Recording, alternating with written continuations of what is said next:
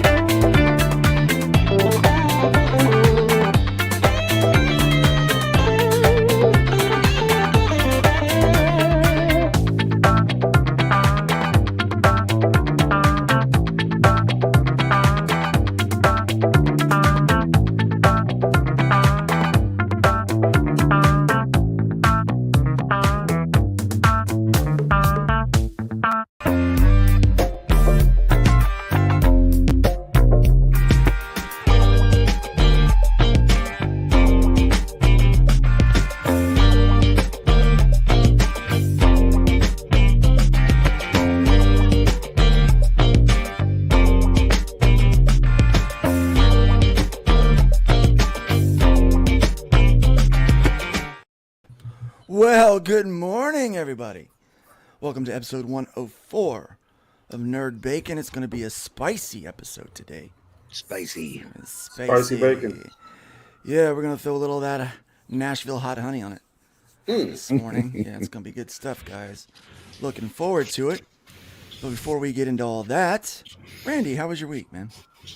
Well, all right, I guess. I'm still recovering from the flu, but I'm lettering the Shadow Kingdom like a madman. And other than that, it's all right. We have been praying for you, brother. Yeah. Thank you, man. Appreciate Good to it. hear on the men, man. You were certainly missed last week. Rex popped in, hung out with us for a little bit, and then Roland was just a wealth of knowledge. What a great guest last week. Sorry I missed him. I haven't talked to Roland in months. So Yeah, fantastic guy. So it was nice having him pop by. We're still working on scheduling. Chuck Dixon? On scheduling Chuck. So Yeah. I can't quit the show yet until I get Chuck on, right? there you are. So that'll be Chuck Watch 2024 is what it'll wind up being. I'm trying to get him on there. Pedro, how about you? How was your week, man? Dude, working, getting on with Weapons and Kaijus, taking care of clients, the usual, man. Awesome day. Kaijus. Cannot wait for that one. Hey, dude, it's an awesome day to be a comic book artist. It really is. It really is. Whiskey, how's your week going, man? Well, it was good. There's the whole Valentine's Day thing, Ash Wednesday, whichever you want to call it. Stayed in with the fiance, ordered a pizza, was doing some work earlier. It was a good week. Good. All right, guys. Let me see. There's a lot going on this week, I think, in the world. Maybe we should just go ahead and jump right into the news. What do you think? Let's do it. You want to jump right We into the could- news? Could acknowledge the chat. Glenn's in the house. Oh yeah, thank you. It's a sad time again. Oh, look at that. Yeah. My meds haven't kicked in yet. Yeah, Carrie there's says, Glenn. "Hey, Luke." Welcome, Carrie. It's good to have you here today. Glenn, Monsterland. Glenn in Monsterland. How do you guys? How do you, How do you Glenn? guys? Comic Crusaders in the house. Welcome. It's good to have you here, and I can't wait to have you on the Good air morning. next week. Al is going to be our guest next week here on the Nerd Bacon. You guys aren't going to want to miss that. He's an entertaining guy, and I've got a lot of fun questions for him. We're going to really kind of get his perspective of the comic book industry, its growth and maybe even decline over the course of the last couple of decades. I think he's going to have a pretty interesting perspective for that. Levi Skeen, welcome, my friend. It's great to have you here. Hail the chat. We've got Russ Leach, the comic book black belt, in the house. It's great to have you here. Hello, hello. And there, good morning at Attic Hatch Sound. Bob Kowal, welcome, Bob. It's good to have you here today. Can't wait. Can't wait to get today started. Carrie's asking how my week has been. Hope you and your wife had a nice Valentine's Day. We did have a good Valentine's Day. So I went and I visited her for lunch yesterday, and took her some flowers so that she can have There them you at go. her work. To Yeah. enjoy them there. You softy, you. I am. I'm Yeah. a big old softy. Wow. And then I went to, but then last night I went to, our church is doing this little prayer thing on Wednesday nights. I decided to go over to that last night. So trying to get a little more involved with supporting with some people, you know. I'm trying to find a way to reduce my guitar rig on Sunday morning to something that fits in my pocket. So That's interesting. I'm on a mission for a pocket-sized rig, so that I don't have to carry another backpack. Well, you know, I'm just getting lazy in my old age, I guess. Yeah. Oh, check out Zoom, man. The Zoom, the brand. I got Zoom. I got some Zoom stuff. So I got this little Zoom pedal that I got, the A1 X4 or something like that. Yeah. And then I got this thing from Mooer called the P1. Okay. Because my brother just got something that looks like a tube screamer, but it has tuner. You can like record multi-track in it. It's really awesome, and it's compact. You this thing right here, it was plugged in next to me. Nice. So this thing right here, this is the whole rig. Mm-hmm. All the amp models and everything are right in there, and the outputs are input and output is up there. And you control the settings from an app. So the app controls what's in here, and then you set it and you forget it, and then it's got this little foot switch. Wasn't that like the George Foreman grill? Set it and forget it. Right. And it's got this little wireless foot switch. Oh, nice. Right. So then I just plug this in over there, and I set this wherever I want it. You It ever, doesn't. I'll have to do like a volume pedal though too, because I do swells. But you ever heard of the Behringer vintage tube monster? yes, Behringer's great. Yeah. So it's the VT999. What you can do with it is it's got it's got bad tubes in it.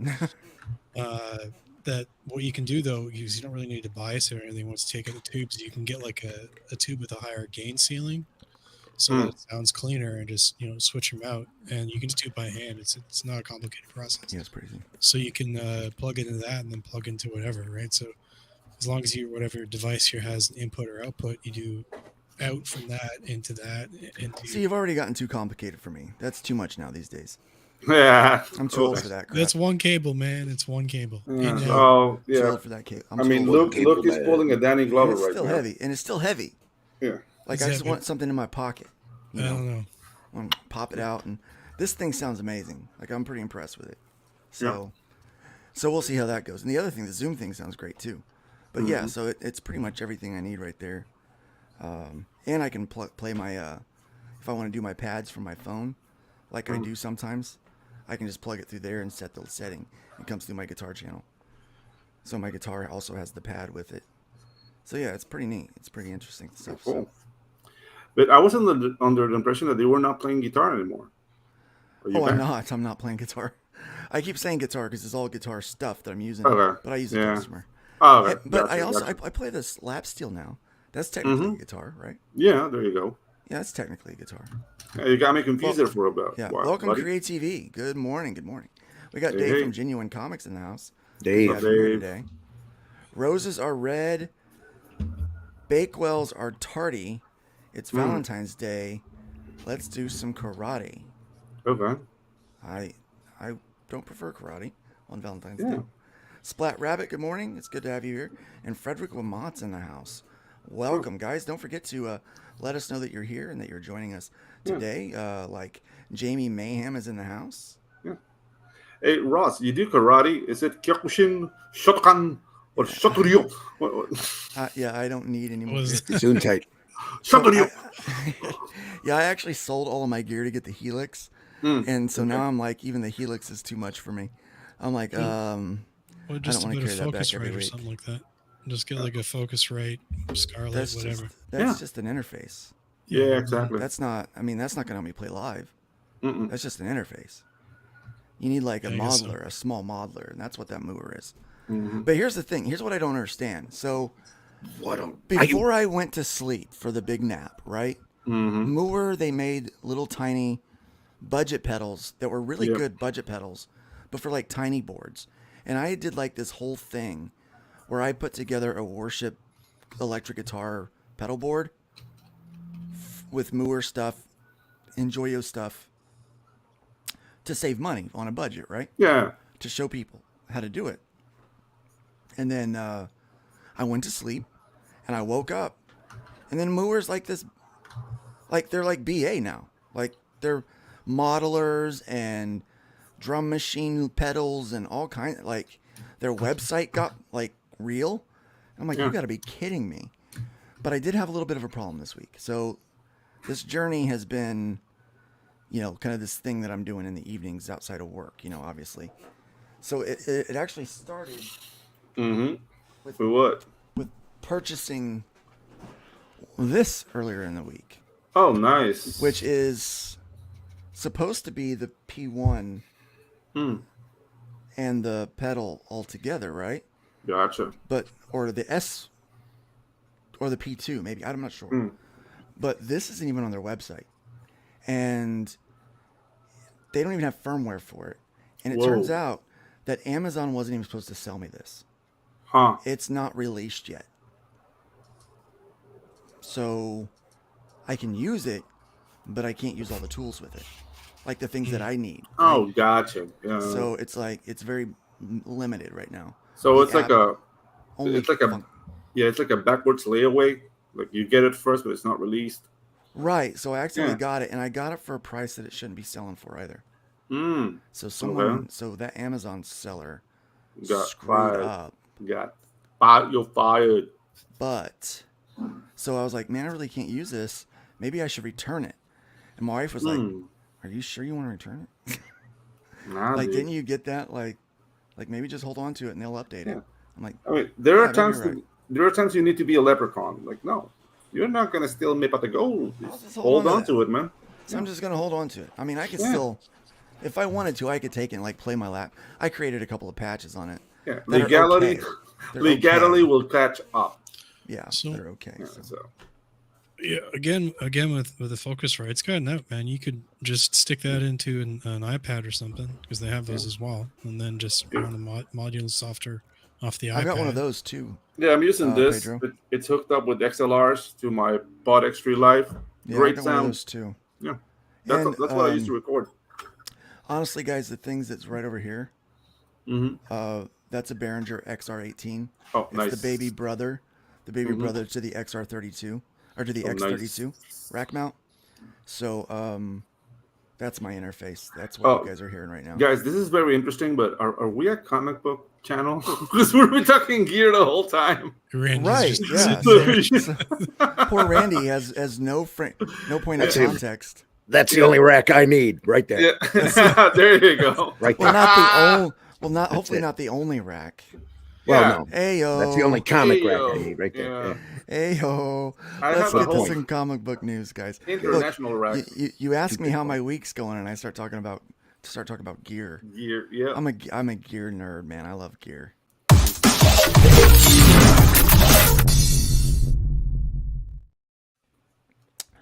Well, guess what? They finally announced a release date for the Fantastic Four, and we have our cast. Yeah. Got to do something. Oh, God, you can't wait. You cannot wait to find out who they got cast for the Fantastic Four. I'm excited. All right, so our scheduled release date is July 25th of next year, of the 2025. So that's the day after my anniversary, my 25th wedding anniversary. What's the 25th wedding anniversary? Is it like silver or something? Yes. Like I only made it up to 10, man. I don't know. You like 10? He's like 10's the number to beat, man. Yeah, I know. Yeah, there you go. Sorry. I've been engaged for 10 years. Does that count? There you go. Now No, that's it a doesn't. long engagement. I don't know what you're And talking no, about. it I'm doesn't. In closing America, in on that would be like 35 Commonwealth myself. marriage. But that's a whole other story. In America, that would be Commonwealth, or they do Common common law. law marriage. Yeah, 7. It's common law, isn't it? yeah, common law marriage. Yeah. Dude, in Latin America, it's 2 years.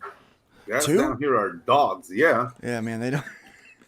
You stay with her for more than 2 years, man. She's 2 years. yours. You're Good. his. You own her now. Yeah. You own her. You She's touch all it, yours. you own it. Yeah. Done. All right, so it was rumored, and we know now, Pedro Pascal is definitely Reed Richards.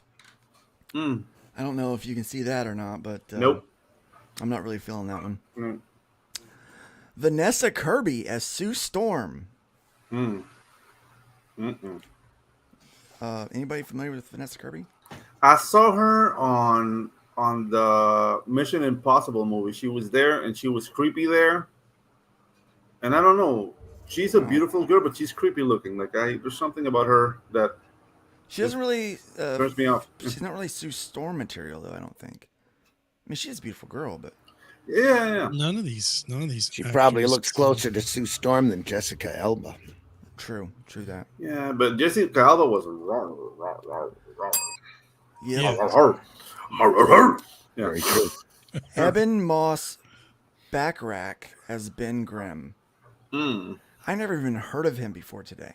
Yeah, they could have got Joe Pesci, and it would probably would have been better That would have casting. been awesome. Hey, I'm the thing. yeah, okay? I can- Okay, I'm the thing. Yeah, I can. Joe The Pesci. youth from Yancey Street. Do I amuse you? Do I amuse you like They I'm a F you in clown? the drive-through. I'm in the drive through, okay? Am I a clown? Am I here to amuse you? Funny how? Yeah, that would Funny be how? awesome. Yeah, Yeah, that would be been great. awesome. Yeah, and you get Danny DeVito's Wolverine. Joe Pesci is the thing. There you go. Right. Yeah, Right. That's casting right there. that's the other guy. Welcome, who Hits played, Villains. Good to have you here. Saeed dude, Sabah. like, I have to look it up the name because this would be the Great Hulk for that triad. But I'm not sure what hand gesture you're talking about. I've sometimes my hands do things I don't even know. Dr. Ben's in the house. Turns out that Pedro Pascal rumor was true. Was that a yeah. misspelling on purpose there? I'm not sure. He missed an R. News just in. Fantastic Four film likely to suck. yep, Like they said on Facebook, Vanessa Kirby will She probably was be an the awesome only show, Kirby to dude. get yeah. royalty payments off of that movie. Yeah. Yep, that's about right. Yeah. Oh, okay. I mean, the joke is gone, but Yeah. Gilbert Gottfried as the Hulk. That is too late. I see Yeah. what they do. I see what they do, and they cast Yeah. Pedro, a Latino, There you go. so he can face off against Namor, a Latino. Oh my Marvel working god! towards a brown on brown war. That would be called a tortilla battle, sir. So Yeah. like fish tortilla versus spice Battle of tortilla. battle of the No, no, no. tortillas. It's Yeah. which is better. Which is better, Mexican or Puerto Rican food? Yeah, they have a salsa Puerto Rican off. food. And I don't like They fish all- tacos. They all have It's their just- pluses and minuses. Yeah. They really do. I love them all. yeah, I love them all. It's gonna be awesome. Love it Fish all. tacos are just not great. I mean, if you go to Puerto Rico, you have like mofongo. I know what one they're talking about now. Shocked, I tell you. Where Some is fish that? Where tacos is are that? downright delicious. How can he close me up? On what ground? I'm shocked to find that gambling is going on in here. You're winning, sir. Oh, thank you very much. Everybody out at once. Great clip. Thanks for adding that one in there. Wasn't it? I added a new Arrow ad in there too, but don't run it unless you want to run an expletive. So, There's an Arrow ad in there? yeah, at the bottom. Sponsored. Today's episode sponsored by Arrow Comics. Arrow. Yeah. Holy shit. That is the craziest thing I have ever seen. And I'm Dennis Quaid, and Dennis Quaid has seen some shit. Yep. Oh, that's my favorite. I love it. I'm Dennis Quaid. And last but not least, though, we can't forget Johnny Storm. Joseph Quinn from who played Eddie on Stranger Things. Now, the thing is, I like him. Yeah. I don't like him as Eddie, but I like him for a lot of other things. I mean, I don't like him for Johnny Storm, but I like him for a lot of other things. I mean, probably he can make it work, but yeah, he wouldn't be like a first choice. No, not the first choice for me. Well, it's the new Marvel. They don't get first choice. There you go. Right. They get whoever's on contract and whoever they can, They can afford. coerce into taking the part. Yeah. They're That's still what it is. rumoring, I guess, a sex-swapped Silver Surfer, though. Oh, the So Silver Surfer Red. There's gonna be a naked chick. As That Silver might help Surfer. their sales. I can get behind that though. Of course you can, especially if they cast Martha Stewart.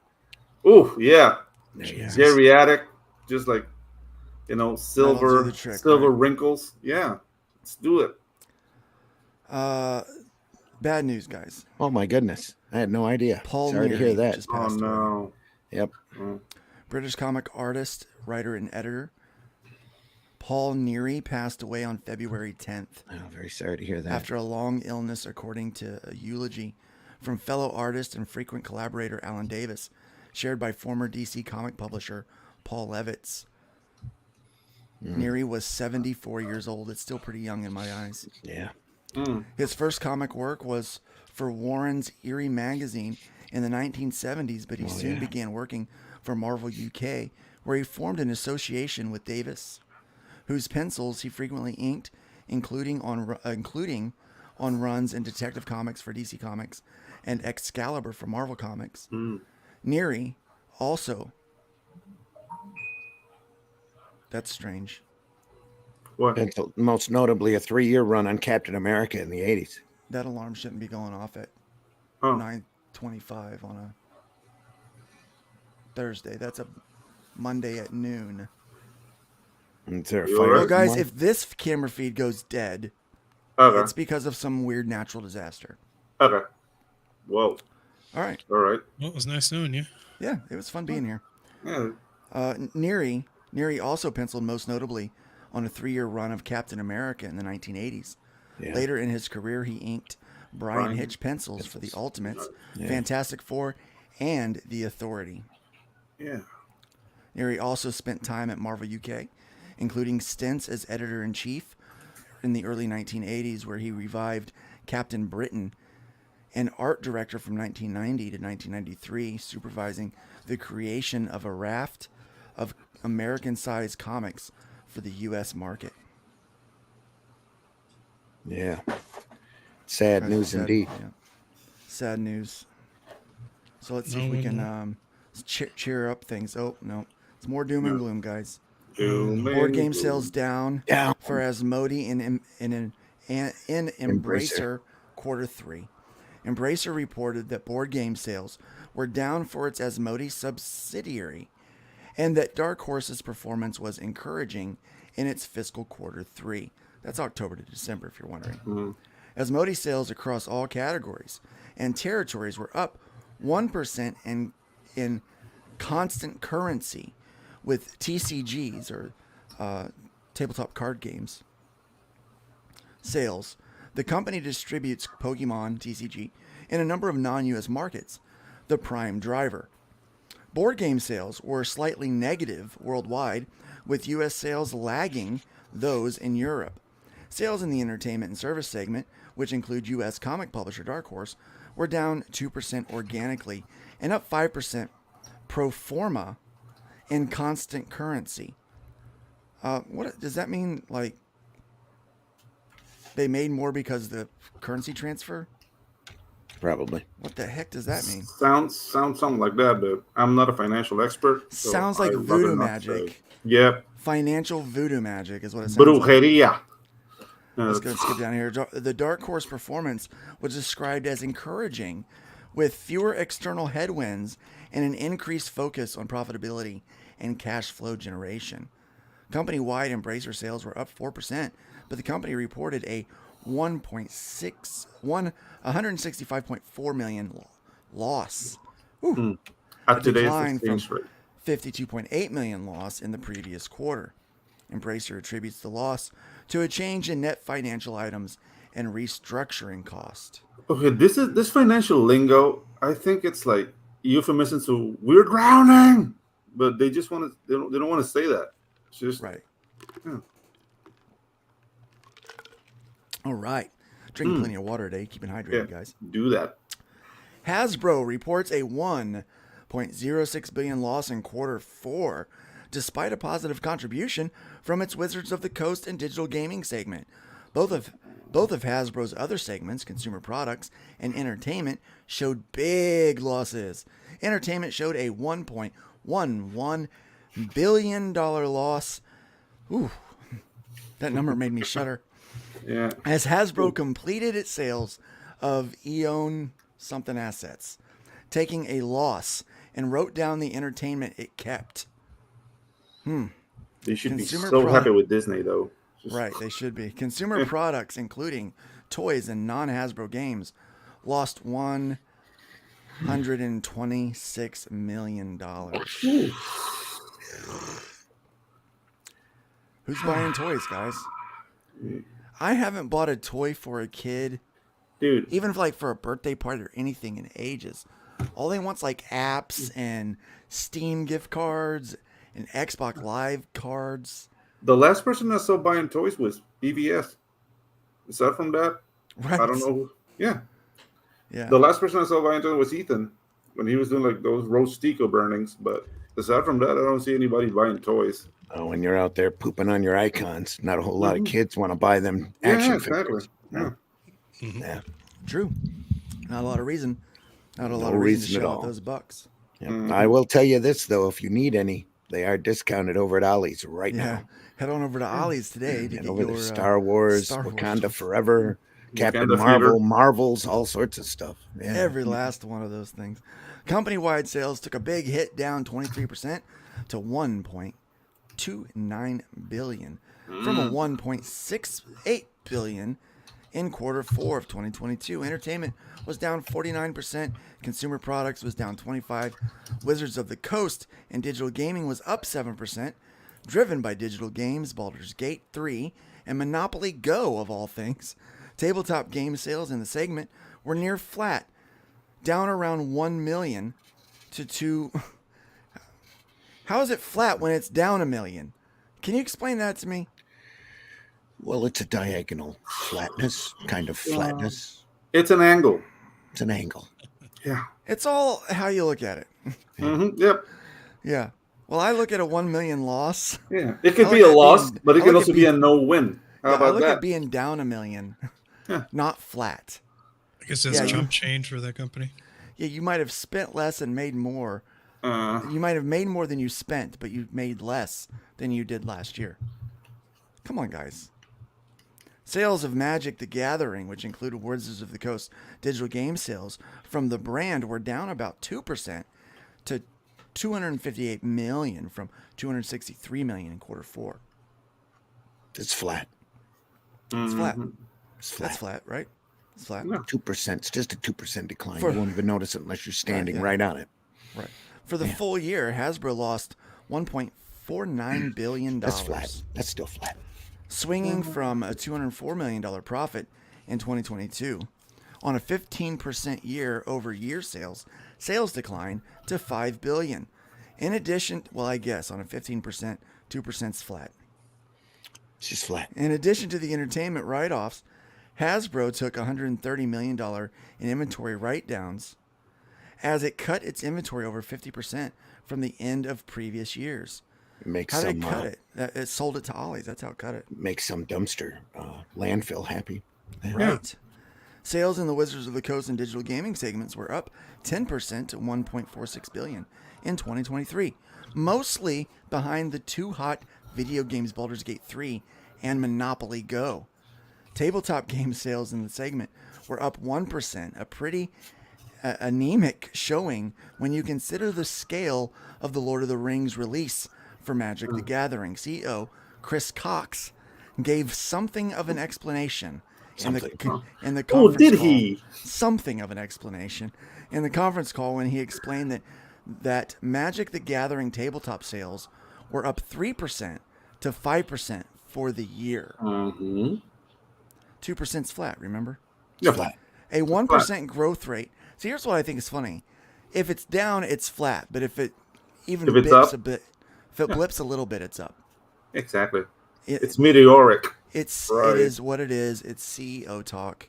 It's Yeah. corporate talk for It- please shareholders don't fire Yeah. us. Corporate speak. We're doing our job. It's a clever use of adjectives. That's It what really I'm is. noticing It really here. Yeah. Came out. Imagine how much better it'd be if they didn't screw their games over and their fan bases and everything else under the exactly. sun. Everybody Novel would be idea. making money if that was the case. Yeah, Exactly. There's money to be made out there. it's flat. Yep. It's flat. A 1% growth rate for There's certainly WOTC money to be had. tabletop Meteoric. games and a 3 to 5 growth rate for Magic. Tabletop leads to the inescapable conclusion that D&D tabletop sales were down substantially on a percentage basis in 2023 as Magic sales dwarf. You're not supposed to use that term anymore. D&D's Yeah, exactly. percentage move was much bigger. Oh The no, old you said OGL dwarf. fiasco. You're canceled. Yeah.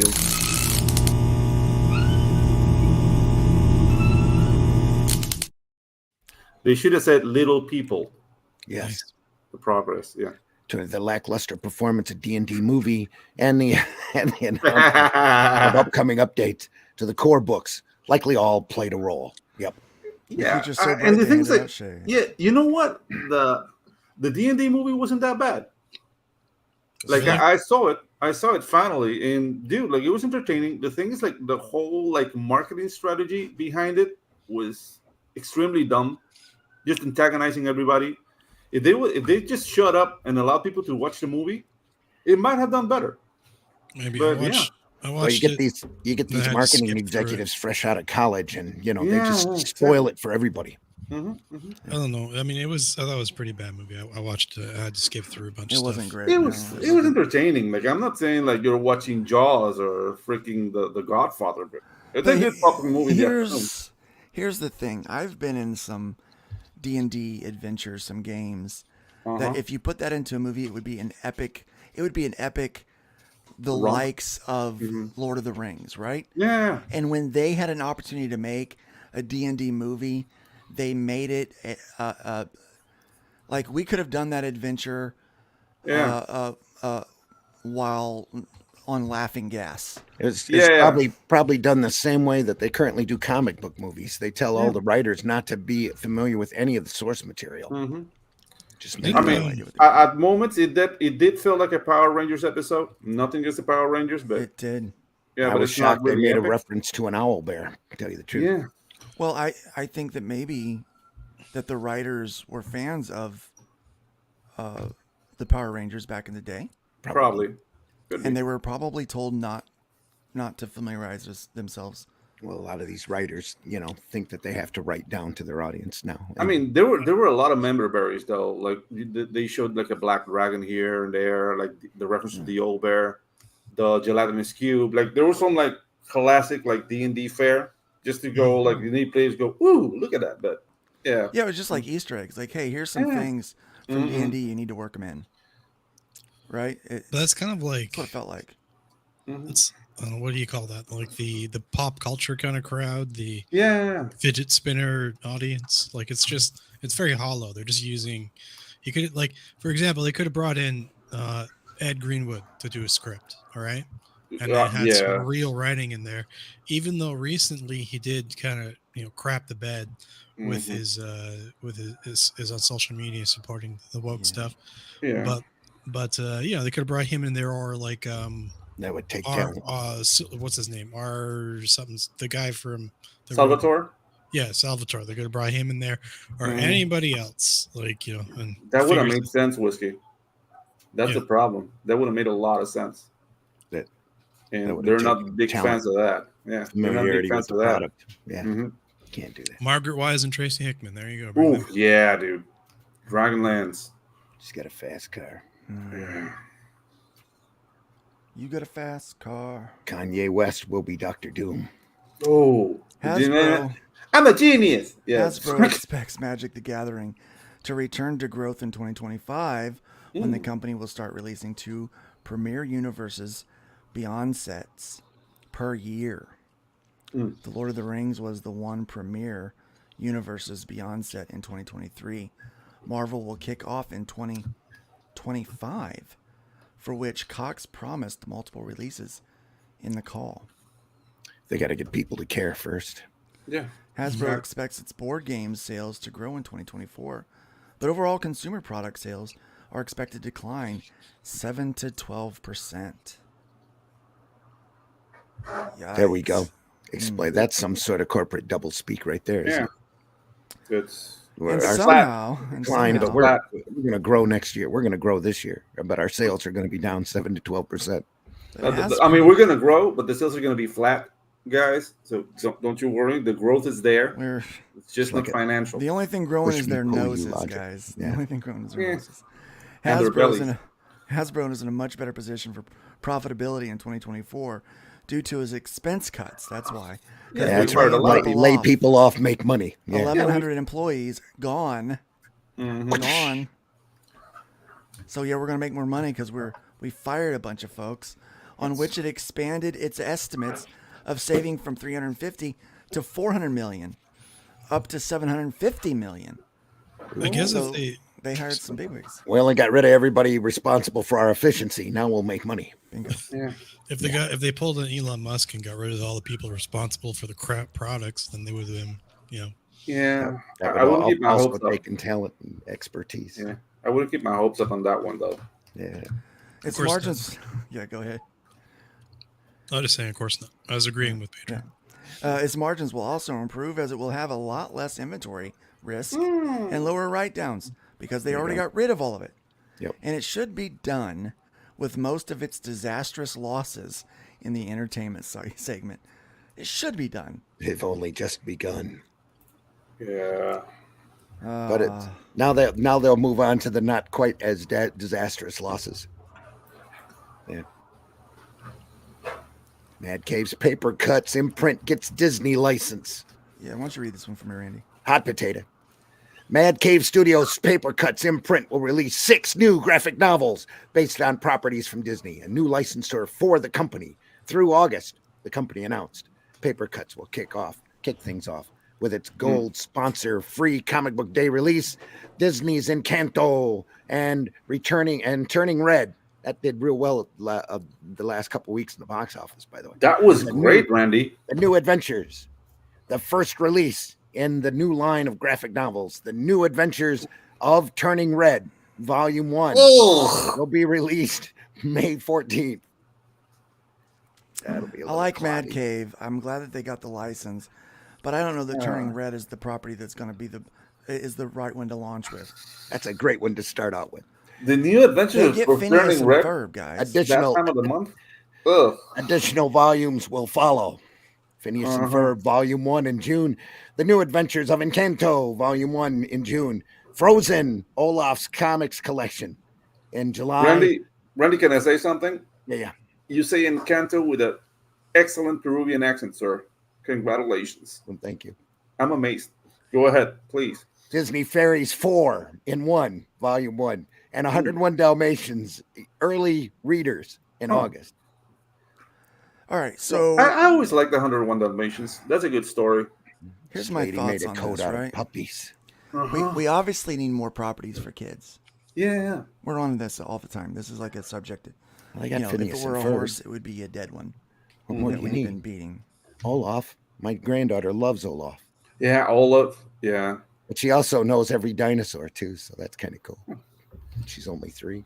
Right, smart kid then. Smart kid. So Phineas and Ferb, I might actually buy that one because I like Phineas and Ferb. Yeah, I those still guys are watch the funny. cartoon. Yeah, I still watch the cartoon.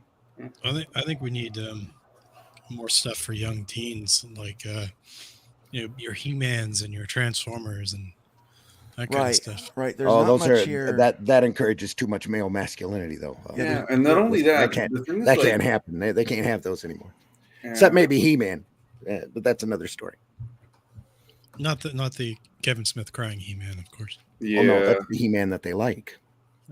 That's a He-Man. That's not Prince. What's his name in the pink shirt? Prince Adam. Prince Adam. It's not. Yeah, but it's like non-aggressive He-Man. Just like he talks things over. He's She-Man. She-Man. She-Ra. She-Ra.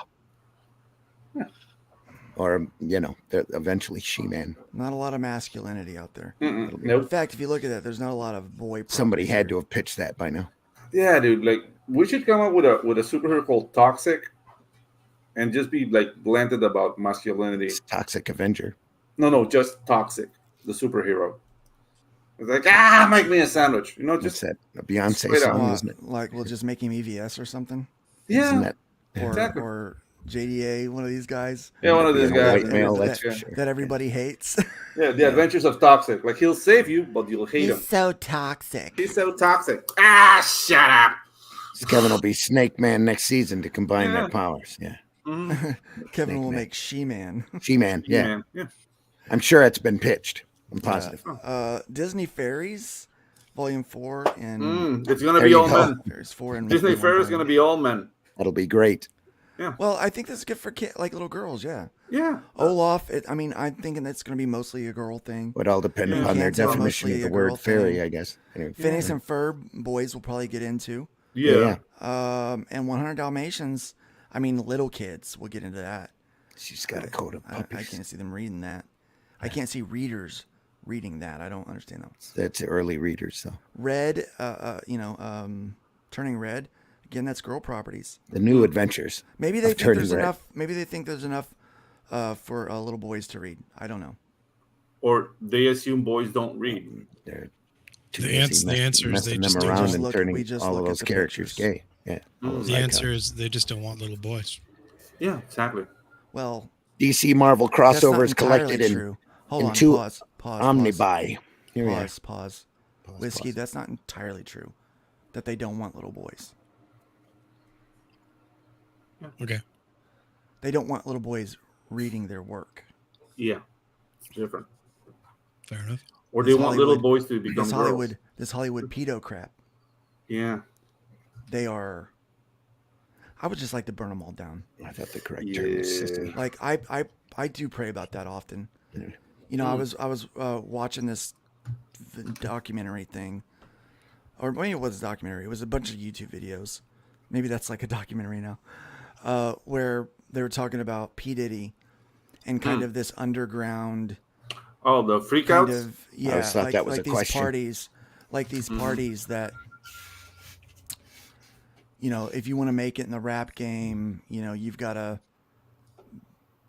and then someone says they have video of, there's this guy and they're like, all these other guys are going up and raping him, Yeah. and that's his initiation into the industry.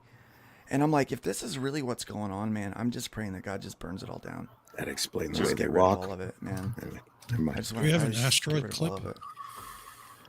Like just expose all of that. Needed. Just expose all of that so it goes away. That's what I'm just praying, because that's a whole other level of evil. And we know that, thank God these actresses finally started speaking out again, about, hey, this is what happened. I saw a video about Shirley Temple. It was an old interview with Shirley Temple after she'd grown up, explaining how she went in an office with a grown man when she was 12 and he got naked in front of her. Oh, dude. And, she's laughing it off, but, it's Disgusting. Hollywood's It been is. corrupt and disgusting forever. since the beginning, Yep. Yep. It's been full of communists and with great power comes great corruption. Pedophiles. Yeah. Let's talk about something better. Yeah, let's. Here you go, Randy. Read this one for me. Marvel crossovers collected in 2 omnibuy. There you go. For release this summer, DC will release 2 omnibuy, collecting the long unavailable DC Marvel crossovers this summer, the company announced. DC versus Marvel Omnibus will collect a quarter century of DC Marvel crossovers, including the fabled Superman versus the Amazing Spider-Man from 1976, and continuing through Batman Daredevil King of New York from 2000. Talent on the stories include Dennis O'Neil, George Perez, Dan Jurgens, Chris Claremont, Walter Simonson, J.M. DeMatteis, Mark Bagley, Gary Conway, and John Romita Jr., among others. Big Books hitters. collected. Books collected in DC versus Marvel Omnibus are Batman Captain America #1, Batman Daredevil #1, Batman Punisher Lake of Fire #1, Batman Spider-Man #1, Daredevil Batman #1, DC Special Series #27, Darkseid versus Galactus, The Hunger #1, Green Lantern, Silver Surfer, Unholy Alliances #1, Incredible Hulk versus Superman #1, Marvel and DC present, featuring the Uncanny X-Men and the New Teen Titans #1, Marvel Treasury Edition #28, Punisher, Batman, Deadly Knights #1, Silver Surfer, Superman #1, Spider-Man and Batman #1, Superman versus the Amazing Spider-Man #1, and Superman Fantastic Four #1. This is more like Batman versus Marvel, more so than anything. Or Superman DC Marvel, the Amalgam Age Omnibus. Hey, we got a new member here in the chat. Some of the best, most inventive comics done during the 90s will collect the mid-90s series in which the DC and Marvel universes were combined into a single universe. The Amalgam universe inhabited by combined characters such as Darkclaw, which is Batman and Wolverine, Super Soldier, Superman, Captain America, and Iron Lantern, Iron Man and Green Lantern. Talent and crew includes Peter Davids, Dan Jurgen, Mark Waid, Dave Gibbons, Ron Mars, Jose Garcia Lopez, Gary Frank, Bill Sienkiewicz, Claudio Castanelli, and others. Welcome, right. Thank you, Holocron Records, for the membership. Yeah.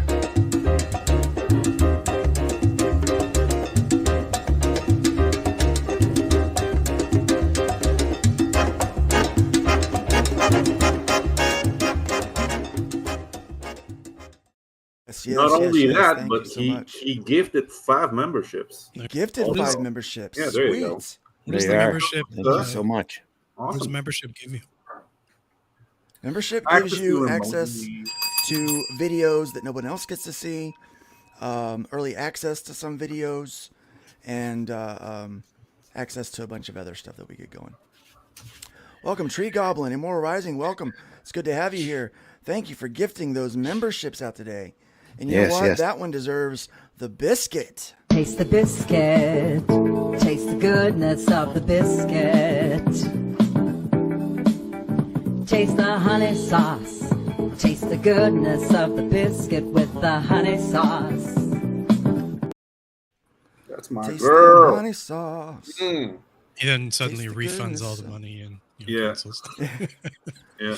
Yes, we do appreciate you very much. Thank you. Thank you. So today's episode has been sponsored by the Holocron Records. Yeah. Marvel DC, the Amalgam Age Omnibus. Looking forward to that. Our DC versus Marvel 1-4, DC Marvel All Access 1-4, Unlimited Access 1-4, Bat Thing #1, Bruce Wayne Agent of S.H.I.E.L.D. #1, Bullets and Bracelets #1, Challengers of the Fantastic #1, Doctor Strange Fate, one of my favorites #1, Iron Lantern #1, Legends of the Dark Claw, also a great book #1, Lobo the Duck, which is an incredible classic. #1, Speed Demon #1, Spider Boy #1, Super Soldier #1, Thurion of the New Asgards #1, X Patrol #1, and more, plus behind the scenes material. Both volumes will have direct market cover editions in addition to the regular editions. Street date for both will be August 6th. Page counts, trim size, cover art, and manufacturers' suggested retail prices were not revealed. Trim size is an interesting question, as some of the books in the Marvel or in the DC versus Marvel omnibus were originally treasury size. Yes, they were. Dun dun dun. We got to see the gallery. So these are like remakes of the stuff, or are they just re-releases? There I was a have very this book. there was a very brief period there where both companies realized they could actually make a lot of money if they do stories that combine their characters.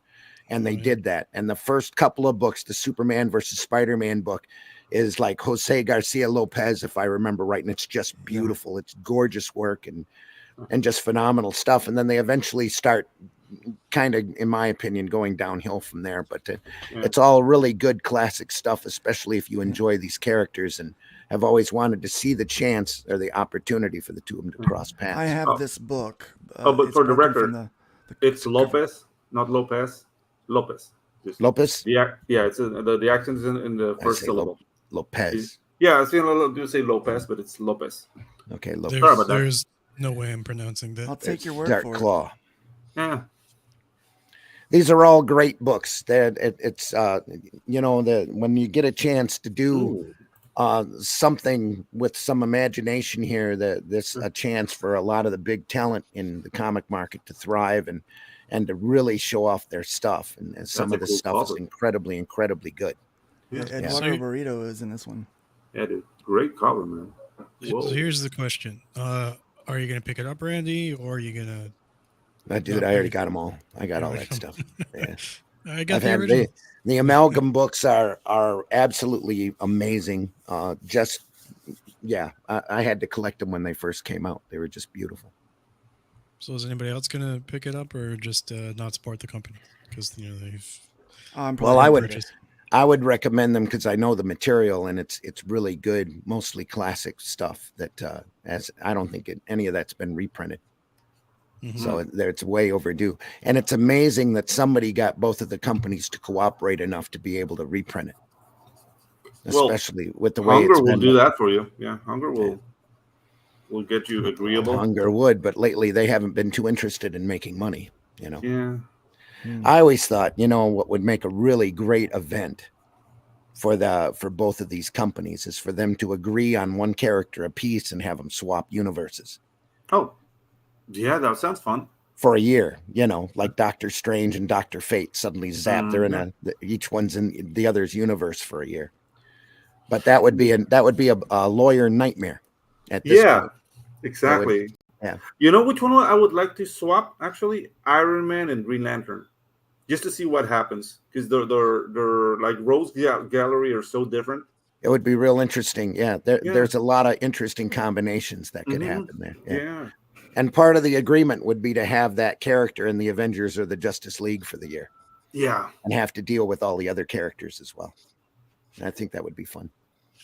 Yeah. And you'd have to be somebody that's, second or third tier, like who would it Dark what's his name? Dark Hawk and like Firestorm swapping. Firestorm. Yeah. So here's what we do. We put the Wonder Twins and the Punisher together. See what happens. That would be great. Yeah, we're a treasure trove of ideas over here.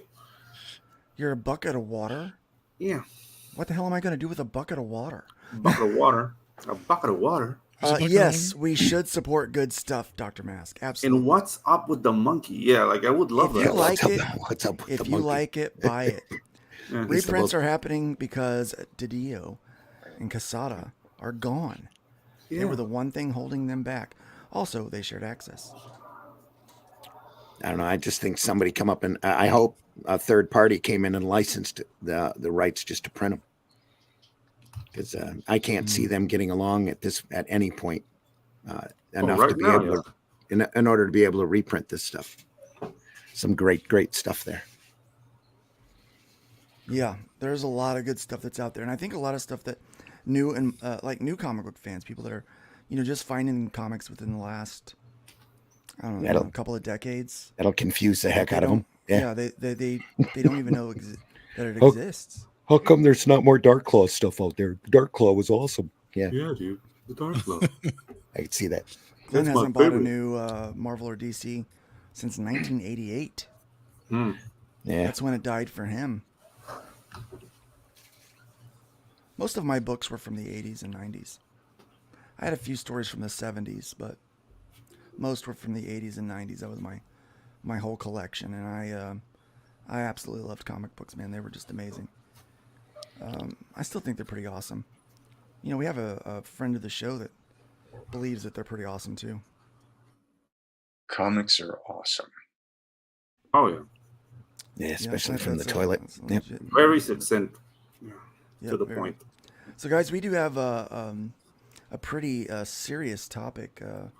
Well, you know what? Before we get into that, let's go Iron ahead Lantern and, was awesome. Hojo let's says. go ahead and talk about this one. Market Good stuff. research says.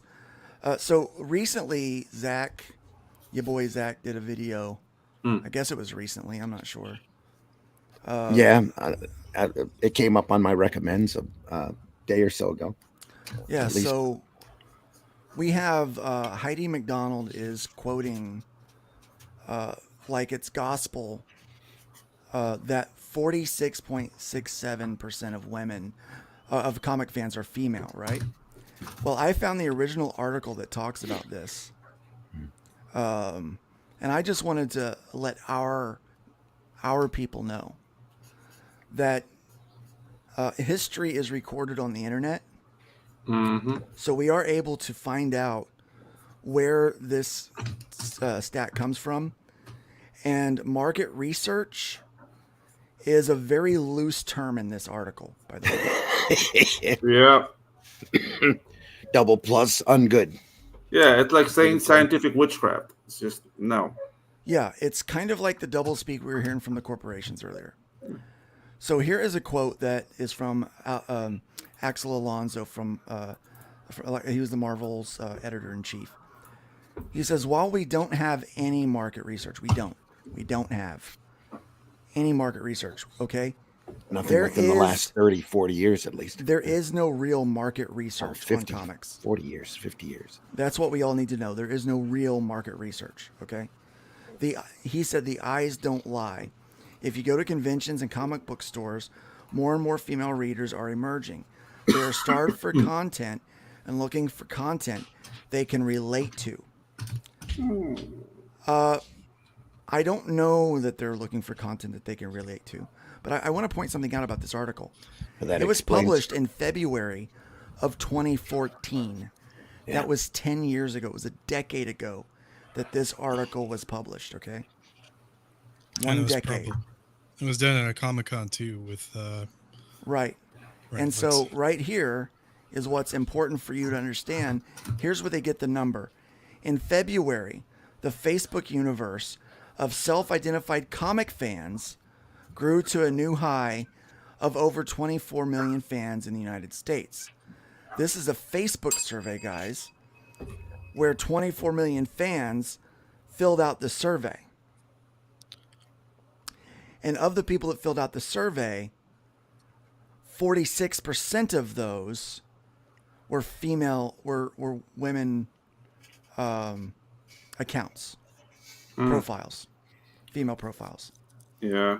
A lot of How many of them were women of color, though? This is kind of like loose.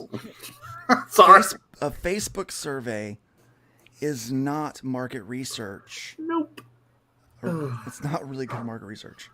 They're notorious for like booting people off too. So like they probably booted off half the comic book fans who are just being, dudes. Angry males. Yeah. Angry males. And another survey that they did through Facebook, they were asking while the amount of people who like female comic characters was about 5.8 million, women made up a majority, 62% of those fans were female that like female characters. Okay. We already know that these platforms are loaded with bots, guys. Facebook surveys, Twitter polls, none of those things count. Yeah. They don't count unless you see the person, and they should do the surveys in the stores or go to a Comic-Con and ask, do you read comics? I've been to several Comic-Cons in the last couple of years, and when asking people, the majority of the fans there, of which are women in sexy costumes, do not read comics. No. I started having to ask one question to know whether I could save my voice or not. Do you read comics? The majority of the time I get a no.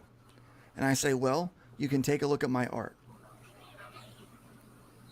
Yeah, take a good gander. Would it be a controversial statement to say that more cosplayers at conventions know who Riley Reid is more than they know who Kelly Sue McConaughey is? Probably. That would be true. Yeah. That would be true. They are, however, watching anime and reading manga. These conventions have stopped being about comic books and have started being about anime. They're anime conventions now. And now some of them are just saying they're an anime convention instead of calling them a Comic-Con.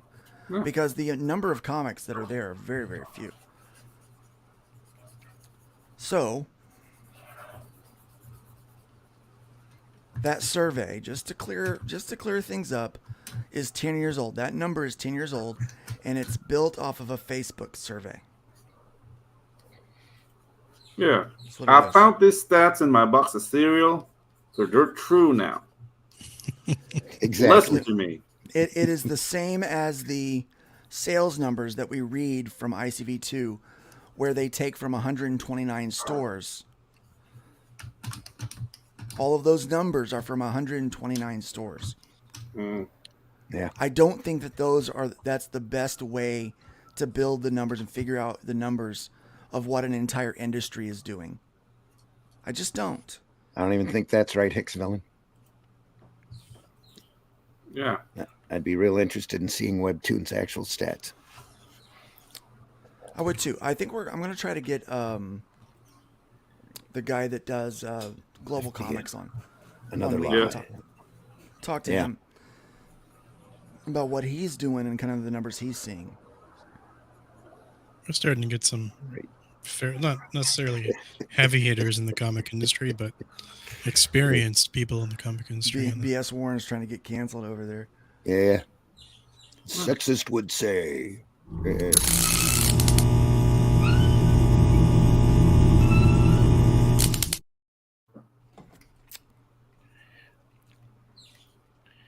Real Comic-Con died. Real Comic-Cons did die years ago. I'm afraid you might be right. Well, no, actually, Comics Crusaders, there's still some really nice one-day shows out there. There are like the old style Comic Cons. Those I've attended a few of those the last couple of years, and they really brought back a lot of nostalgia to me. Randy and I have discussed doing something in Central Indiana next year, where it would be kind of a one-day Comic-Con, but the evening would be dedicated for a meetup, just so that you can meet other people in the industry doing things and network and have fun. If we do it around Indianapolis, we could call it IndyCon. IndyCon, yeah. Indy, spelled two different ways. Indy. I see. Pizza. Yeah, pizza. That actually sounds... Hamalana? Exactly. That sounds like somebody from India said it. Okay, I should stop. Said we could do HamilanaCon. Yeah, HamilanaCon. It would be the IndyCon. Look, over 100 real comic guests. That's important. Yeah. Having real guest is important. Yeah, that's how you promote it too. With over 50 real comic guests. Yeah, because I mean, I have nothing about the cosplay thing. It's all right. Cosplayers. Yeah, I have nothing against it. But if you're going to do a Comic Con, make it about comics. Yeah. In my experience, at least down here in Latin America, like they call it a Comic Con, but it's like a cosplay pageant.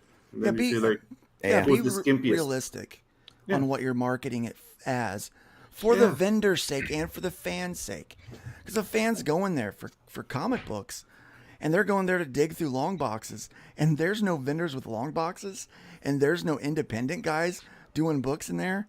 Yeah. And there's no reason for a comic fan to show up. I mean, they do appreciate the skimpy clothing, though. Who doesn't? Like, we have to be real. Yeah, like even the women like it when the guys walk around with their shirts off. Yeah, exactly. So there's that. But nobody has it. In fact, at one of the last Comic Cons, there was a guy walking around with his shirt off, and this dude was skinny. Where's the beef? He had none. No one of the conventions around here was pretty notorious for a guy walking around dressed as Wonder Woman for quite a while. Oh no! Oh yeah, we had a guy walking around in down in Florida. Freak Flag Fly. Yeah, a couple years ago, he was walking around in lingerie. Oh, you said that There the you go. guy, like the skinny guy. Remember, we used to play basketball with this guy. We call him like the board with nipples.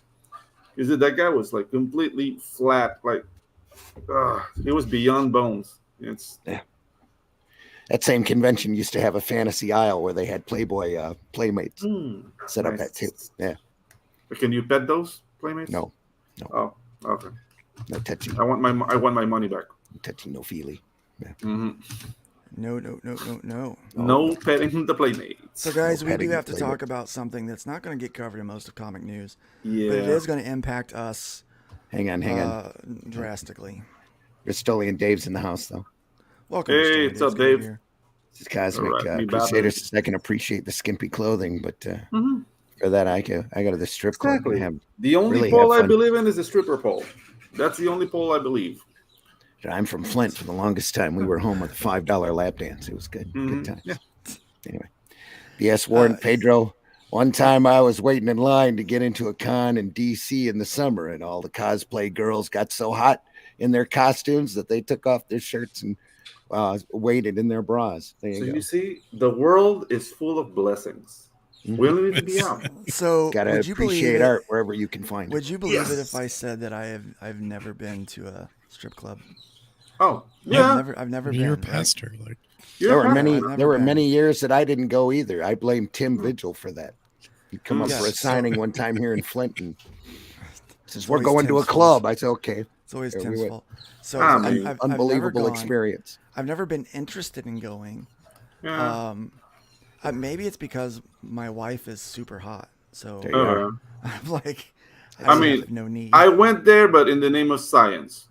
Oh yeah, research. Yeah. My wife used to Yeah. throw me Research. out of the house to tell me to go do research. That's what Yeah, we called it. exactly. when I was a younger man, went occasionally. But as I got older, I had a friend that used to work as a cook in a strip club. Oh, And then then hanging out with him after, yeah. That'll cure it right there, right? Yeah. Done. Yeah, exactly. Done. Then you know the real names and they buy Pam. It's like, nah, dude, no. The black lights off, Yeah. down It's in normal Florida. lighting. You're like, ooh. Down in Florida, they used to have a chain of strip club restaurants called Cafe Risques. Ew. Those were interesting. It's like Yeah. a. Good, It's like good cheesesteak sandwich there. Mm-hmm. Yeah, it's like you don't want to eat food in a strip club. Yeah, dude. Like, yeah, would you like some think I'm squid kidding. rings? You think I'm kidding? So there was a brand new strip club opening up in my hometown, Kokomo, and there was this guy that I worked at a dealership at the time, and there was this guy who was like Southern Baptist, did gospel music, made CDs, like I mean, super like staunch conservative, and they were coming in and promoting. They were passing out flyers as a new business, right? And he just thought it was a new restaurant that was opening up because they served food there. Oh no. So he's helping pass out the flyers at work. And his name was Gary. And we look at him like, Gary, are you going to go here? He's like, well, I was thinking of going at lunch. I was like, well, and then one of the guys that was working, he goes, I never go to a strip club at lunch on a Tuesday. He goes, why would you do that? He goes, that's what this is. It's a strip club. He goes, he was mortified. He went around and apologized to everyone. I don't endorse it. I mean, he was truly mortified. He felt so bad. I mean, we all just kind of brushed it off because the marketing wasn't, skimpy or anything. yeah, like it was, like a shadow of a lady on a pole. And you barely see it on there, like, if you don't know, because they're focusing on their menu. Yeah, I mean, they're really trying it to didn't sell. say titties, it said breasts. It was classy. Yeah, I don't know, but yeah, it was.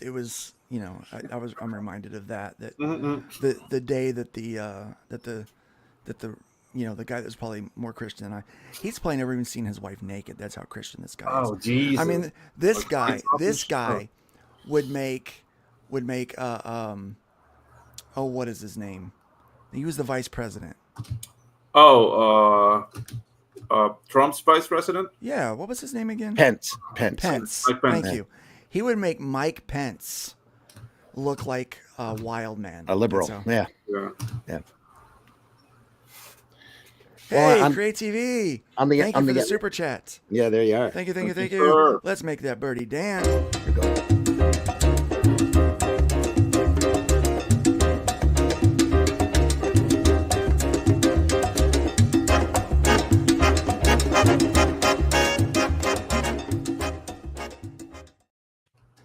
formerly a pastor. I haven't filled the pulpit for over a year.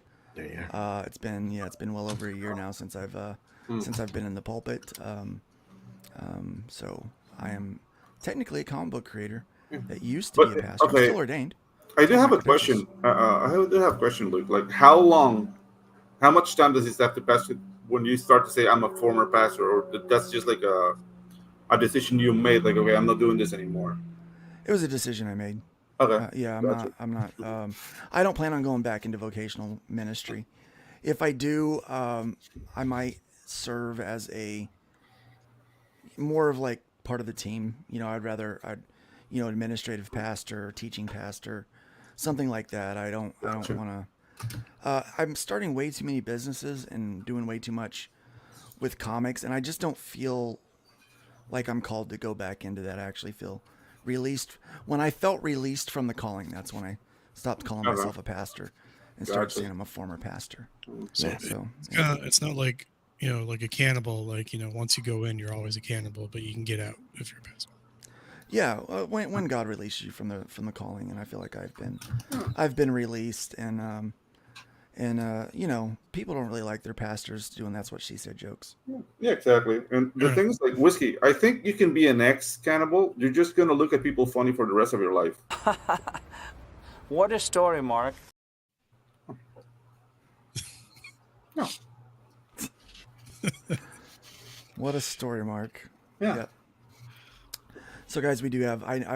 We're putting it off. I know we are. Yeah, we are. None of us want to talk about this. It is. We don't have to talk about it. I mean, well, I think we need to. Well, I did have a strip club story, but that can wait. Oh, go ahead with it. Go ahead with that one. You got me. I'd rather.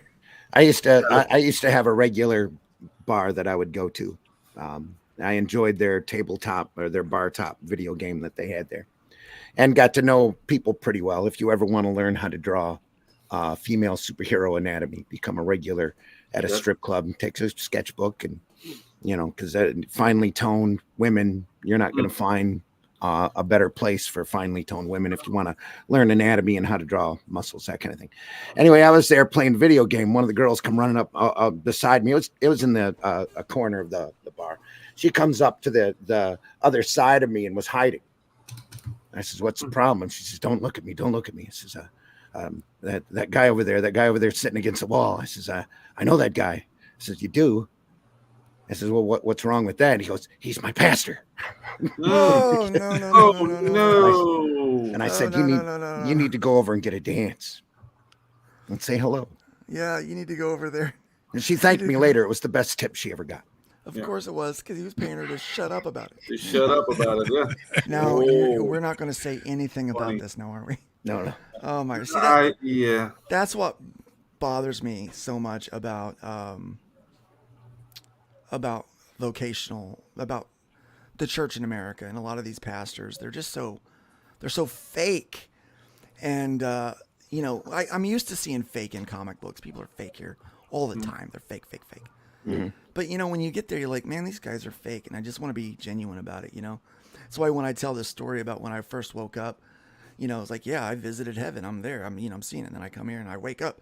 Next thing, I'm waking up in the hospital. I look down. My legs there's no muscle in them at all. The legs are just little skinny bones or whatever. And I go, oh, shit, this is going to suck. That's the first thing I think to myself. When I tell that story, some of the old white hairs, they're like, what? I'm like, that's what I thought. That's,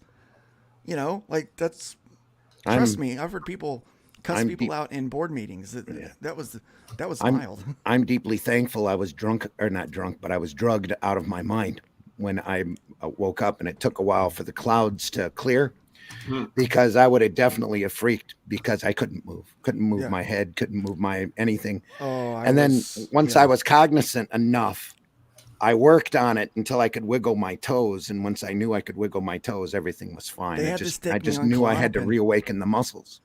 Yeah, they had to stick me on Klonopin because thank goodness the drugs were good. Yeah. Yeah, I was freaking out so much. My heart was like racing. I was getting I had that happen a couple times. 160, yeah. And they were like, "We got to calm him down." And they're like, "Well, Mr. Stone, you've got to relax." And I'm like, "I can't freaking, I can't talk to him. I can't move. I'm freaking out. They don't realize this, right?" Yeah. So they just pump me full of drugs, and I understand how drug addicts feel now, because there are days when I miss that hit of Dilaudid. Nice. When that Dilaudid hits, that burn, like when it hits your veins, and it, the burn in your head, and then it just, there's a burn in your head, and then a little bit in your groin, your gut, way down deep, and then it just subsides, and in about 15 minutes you are in a different world. Yeah, and I can understand why addicts miss that. I never had that high. I just floated to someplace different. Yeah. And I was in, my reality was completely shifted. And I had some pretty bizarre, experiences, but I never felt like I was tripping.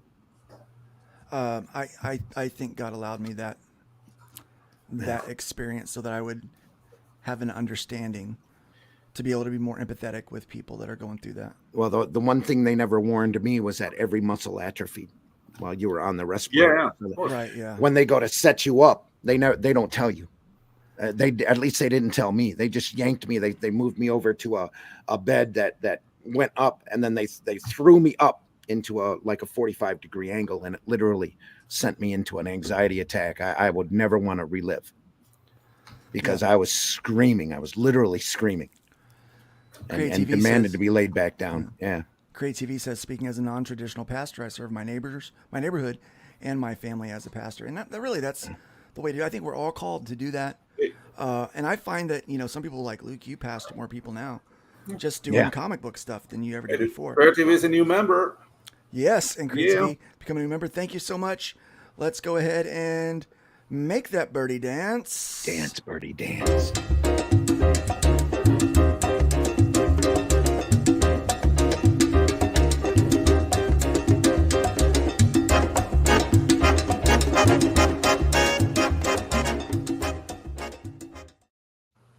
30 people watching live right now from all of the platforms. Please don't forget to hit that like and subscribe button. We will be putting out little bacon bits throughout the week. We have great guests coming every other week. We have always got news and great topics to talk about here. And then my channel puts out a bunch of other things. I do Luke Draws things. We do special interviews. Like I'm going to be doing a special interview with Rainey. We're trying to schedule what Rainey Draws. Oh, Joe. Really? I mean, just so good reminded me of a hardcore band I used to play. Like, dude, we were juvenile, so all the songs were like. It's true. It's what it did. It burns when I pee, and it looks bad, but it feels good. Like all the name of the songs were like that. So just that Hojo comment took me back to those times. So thank you, Hojo. I was an idiot. Kind of still am. Who was it that asked if I'm still? Yeah, I eat the Lord's flesh every Sunday. I take communion at church every Sunday. That's what Catholics do. I've gotten plugged into this new church, and I really like it. Nice. It's different, man. It's different. I mean, it's not. It's technically interdenominational because there's some Church of God people in there. There's some Church of Christ people in there. There's all kinds of Assemblies of Gods in there. It's just a weird group, right? I mean, it's like fun. a Canadian church almost. Yeah, Marcus, everybody. Both Luke and I have been there, buddy. We know. Yeah, we hear you. Yeah, that medical coma. Ooh, yay!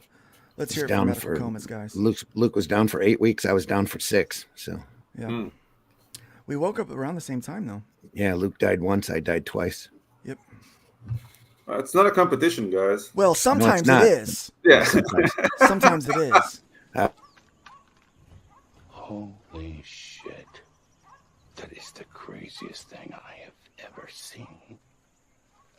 And I'm Dennis Quaid, and Dennis Quaid has seen some shit. You guys aren't the only ones that have almost died. Have you almost died? I've almost died like a bunch of times in my life. I have when I was younger, I had extreme Mindy allergies. says she died probably once, like at least almost 12 welcome, times. Mindy. It's good to have you here. Mindy, we were in the house. So, go ahead. When Sorry, she was a Whiskey. Didn't mean to child step on you. Yeah, I'm sorry about that.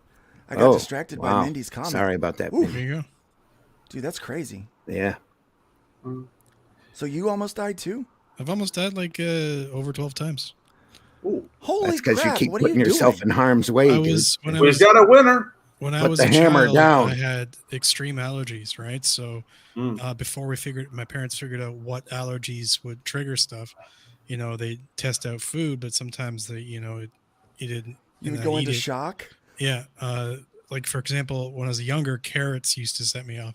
So I'd be immediately. My dad gave me a carrot, like my brother, a carrot pacifier at some point to make him stop crying. And apparently I wanted one as a child, and then he made me one, and that he gave it to me, and that nearly killed me. And then a bunch of other times with allergies and other stuff. Holy cow, man. Damn. Yeah. Now I'm good now. A lot of the allergies are gone, though. Like, I got better. I got better. I'm here. You got better. I walk funny, but I'm here. I've a whole bunch of near-death experiences. Yeah, he looks like this guy.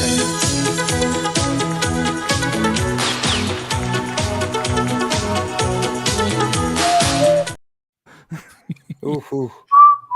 Yeah, there you go.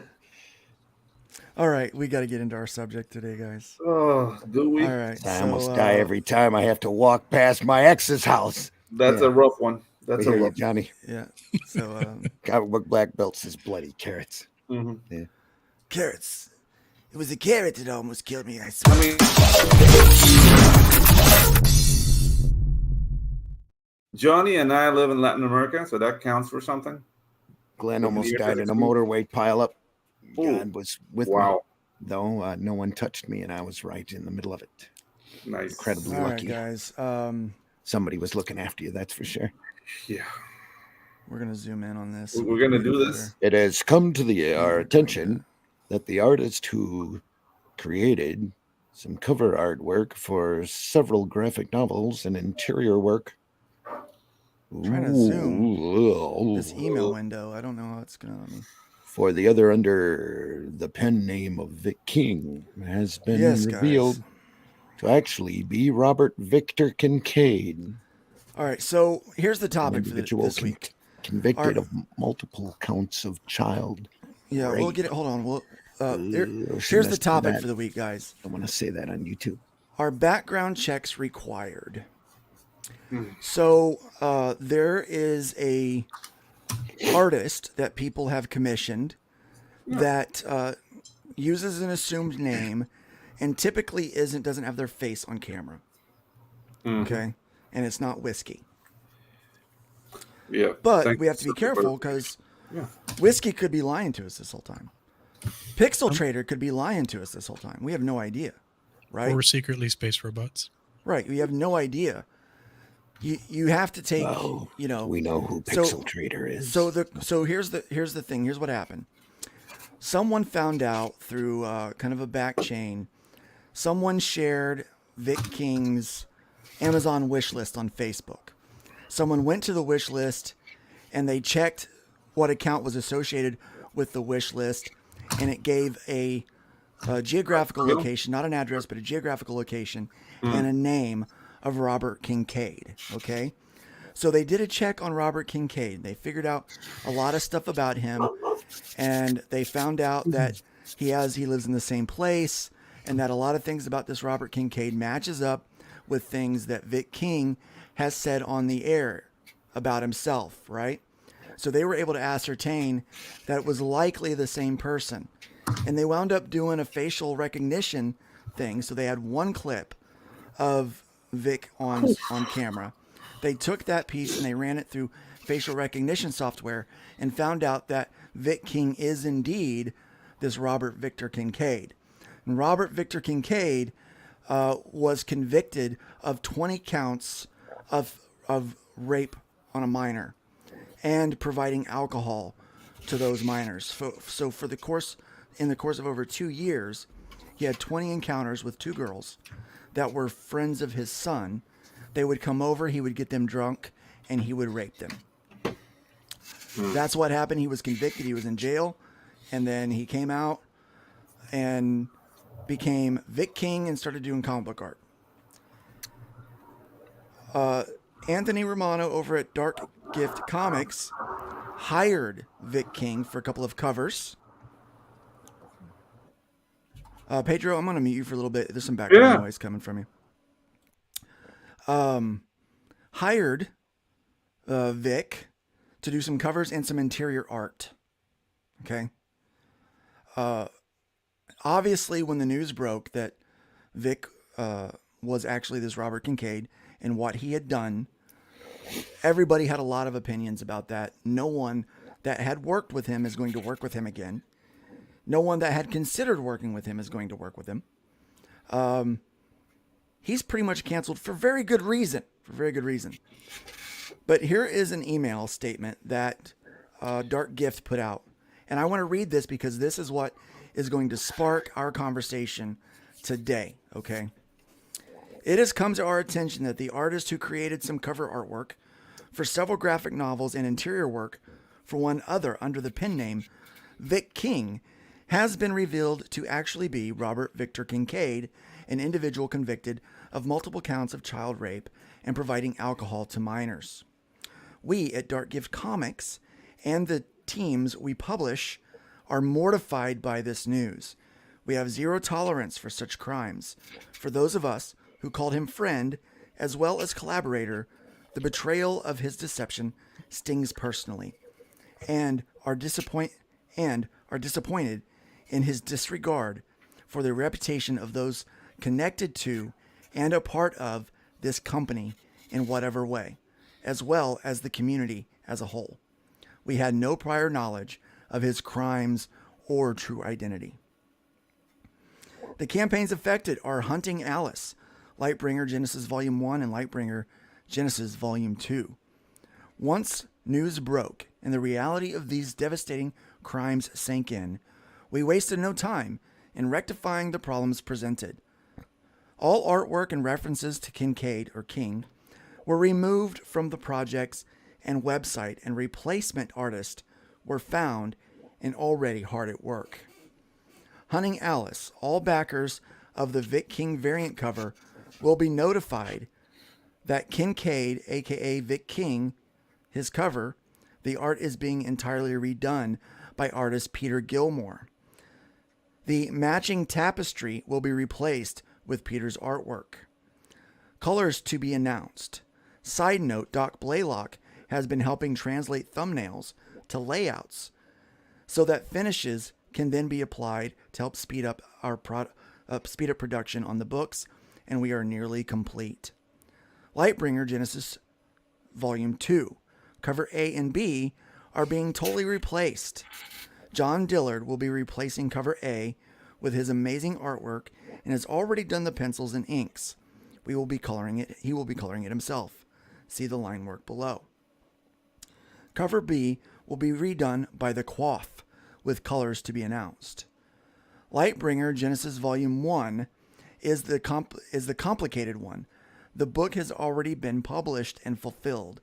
As of now, we have deemed that version out of print. It is also on Lightbringer 2 as part of a catch-up tier. Here's where we are at with that. Speaking with current interior artist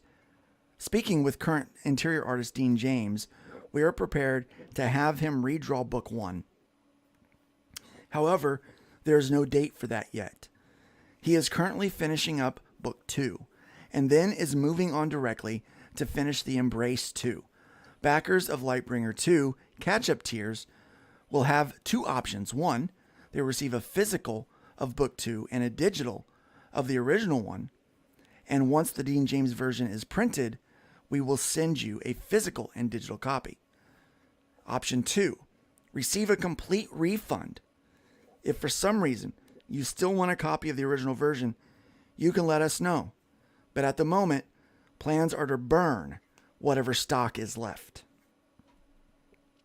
Backers of the original Lightbringer 1 campaign will get a free digital copy of the new version. Additionally, Dark Gift Comics will now have more stringent protocols for all artists and writers contracted for future projects, while current collaborators and I will work on satisfying any newly developed need for transparency. We are looking into ways to maintain a reputable operation with talent we work with, while maintaining any privacy creators who use pen names may require. While we realize this may present some issues with collaborations going forward, we believe it's necessary to prevent this type of deception from occurring again through our platform. The safety of minors and the character of the artist we support carry tremendous importance. We aim to operate ethically, legally, and promote positive creative content, as well as being a reputable arbiter of the community. We apologize deeply for this oversight and vow to use whatever is in our means to not have it happen again. Please reach out with any other questions or concerns you may have regarding the situation and our response. All sources provided to me have been personally investigated, as well as actual confirmation from the artist in question. He's one of the sources. There are more. Here's the news.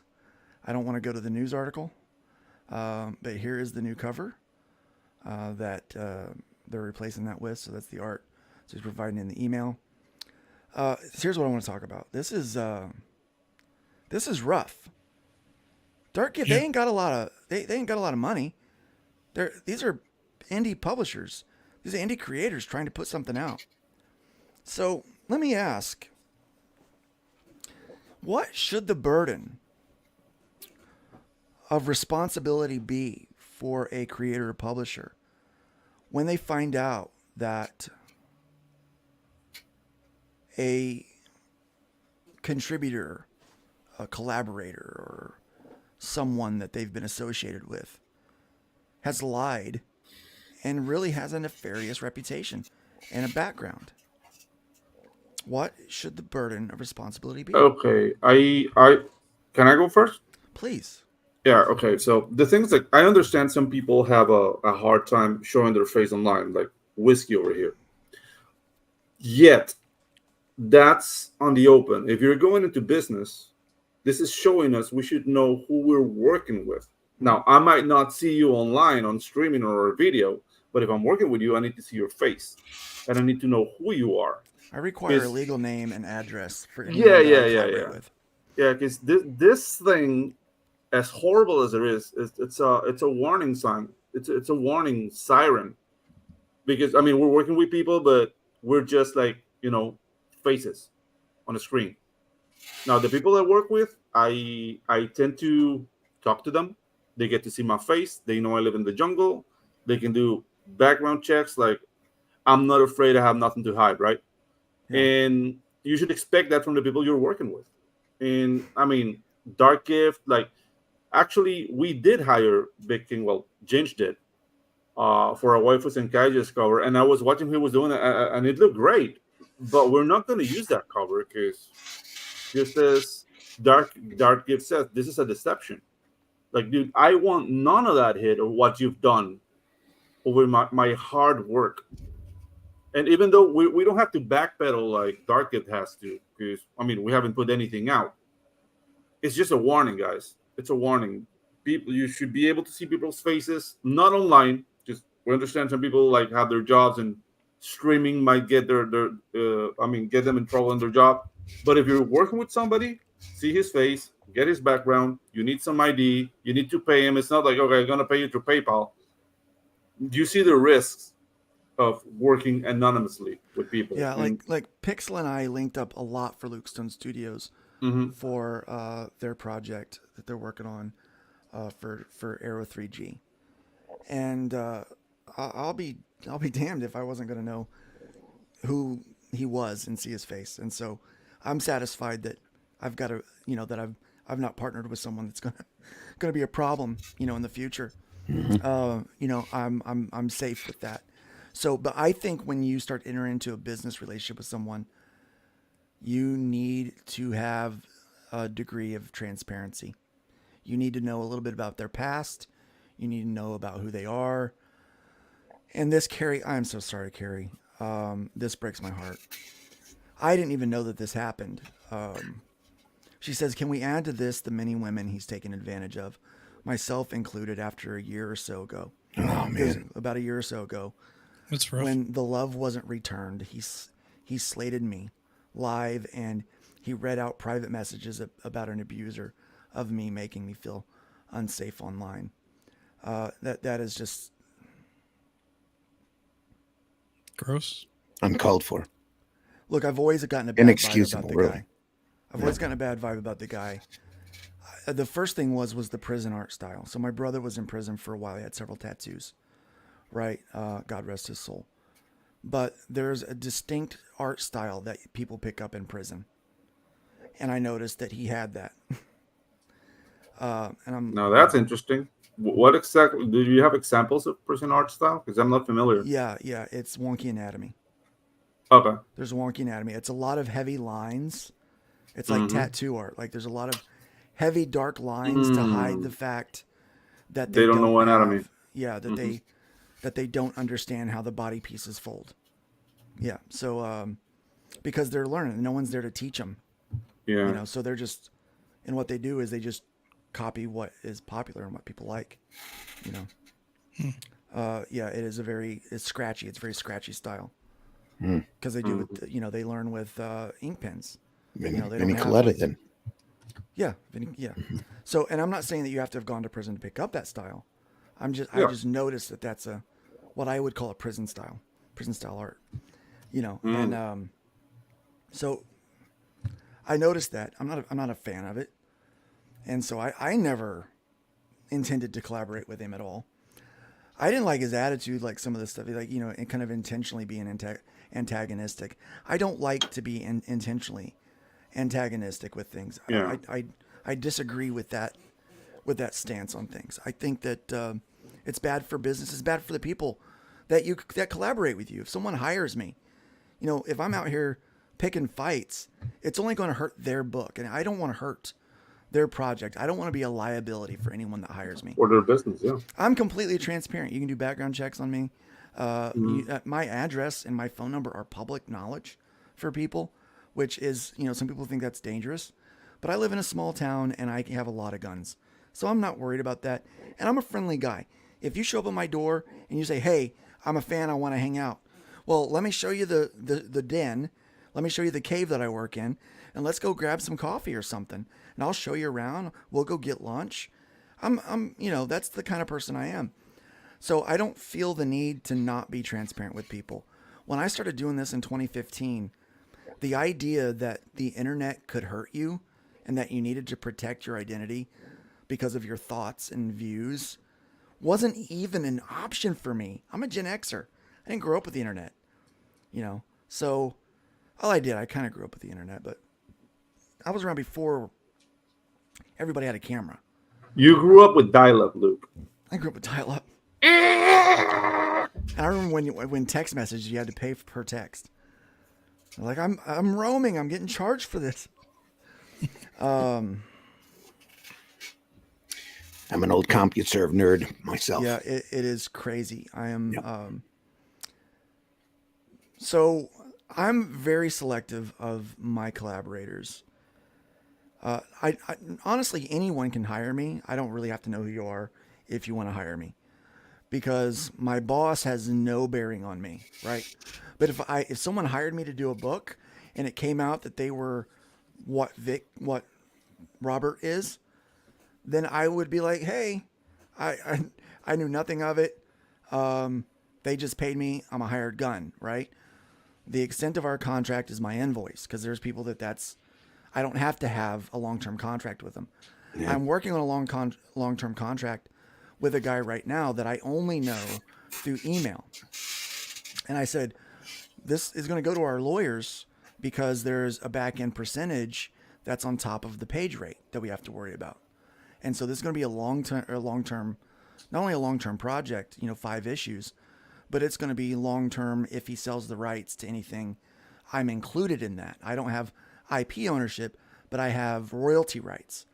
And so in that situation, we have to have legal names and addresses on this document. And that was a little surprising to him at first. And I was like, I won't go into a contract like that, and my lawyer won't sign off on it, and your lawyer won't sign off on it unless we're showing legal stuff here. I mean, because we have to know who we are, and we have to, and you should have that transparency and trust with your collaborators. Having said that, you can't always make someone be forthcoming, right? You can't always make them be honest. So what do you think again, let me go back to the original question. They're doing a lot. Anthony's doing a lot here. Redrawing an old book so that they can sell it.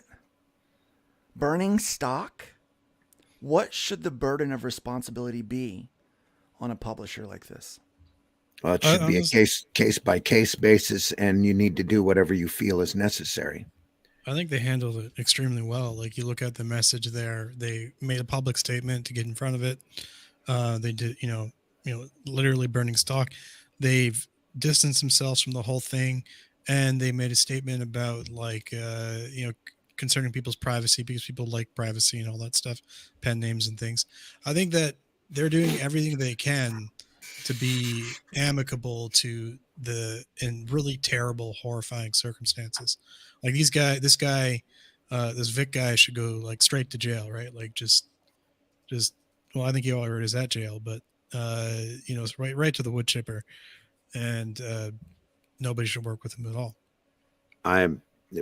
Yeah. This guy isn't still incarcerated, is he? No, he's out. I guess he served his time. Yeah, he complained last year though on Father's Day about his son not calling him on Father's Day, and it's like, well, that makes sense now when you know his past, right? Yeah. And it was Vicky and Dean that broke that news. For all of their faults and flaws, I mean, Vicky annoys the piss out of me, but they are thorough when they want to sink their teeth into something, and they certainly were thorough with this one and broke that news. And a lot of people, most people don't want to talk about it. Number one, because it's gross and it's icky, but a lot of people had some kind of connection with Vic. He, with Robert. Robert launched a campaign on Fund My Comic. So, he's got a profile over there. And, someone asked, well, if he ever launches another book, are you going to let him launch on Fund My Comic? Well, we have a strict no discrimination rule, right? That, we're not going to, as long as you're not doing anything illegal with your property, you can fund on the platform. Will he be successful on the platform is the real question. No, probably not. And here's why. What people are learning is Fund My Comic is a place for comic fans. The cross traffic that goes from one campaign to the next over there, they're looking for comic books. They're not really interested in boob covers or things that are just more sexualized. They're not really interested in that. They're interested in comic books and stories. They're old school comic book fans or new school comic book fans even, but that's what they want. And so when they're there to buy comics. They're not there for the other stuff where, Kickstarter, you're going to get people that really enjoy boob covers and things like that, cosplay covers and, not safe for work stuff. That stuff just doesn't do as well on Fund My Comic. It's not really the clientele there, but the people that do have comic book related stuff that the fans enjoy, man, they're doing gangbusters over there. And I think they're only going to do better this year, so that's my comment to that. But chat, what do you guys think? I'm going to need more coffee for this conversation. Right. Let's drink up. Not the most comfortable conversation, but I think it needs to be had because... I mean, Pedro had some good takes as well, right? You were talking earlier about, the whole Scum thing. Remains scum. Well, let's put it this way. So let's say Pedro... We're all sorry. Pedro, let's not even use Pedro as an example because you have some book opportunity. burning I can get behind, Johnny. That's a book burning you can get behind. Awesome. But you have some resources to be able to fix a situation like that. Let's talk about whiskey. You're making a book. What if you hire an artist and you've spent tons of money on this project, and it turns out that your artist is a pedophile? I think it's important in business. Hey, Eric. What do you do? You're doing all right? Well, I mean, like, I've already lost artists, not for that reason, just because they were busy. But like, and the first artist that I hired on the I'm like on my third artist now. The first artist that I had, he dropped out because I actually fired him because he was just not doing what was wanted him to do. He was delivering, pages, phoning it in, not reading stuff. Second artist, what was his name? Luke, speaking as the man you are Really working good guy, with right now. fantastic artist. Couldn't finish the project because he was busy doing 2 other books. There was nothing wrong with the guy. There's no monstrous things hiding behind the shadows, but I just can't remember his name off the top of my head. He dropped off the project because he was busy, and he refunded me the money for the project, and now we're working with other people. So you do what you can. I mean, what's his face refunded me, but I asked him to do it. He wasn't going to do it at first, but I had to ask him. The first guy didn't refund me, so I'm already like $300 wow, yeah, US or 300 USD. Yeah, but could you imagine having finished your entire book? No, it'd be devastating financially. Yeah, exactly. Because what you do, you hire every single page again. Like how many? And no one's gonna buy your book because it's got a pedophile on it, right? Exactly. Hey, let's thank this super chat.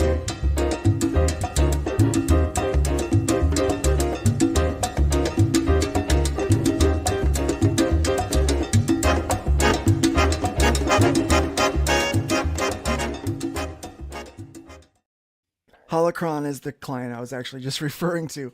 I love this book, guys. This one's so much fun for me to draw.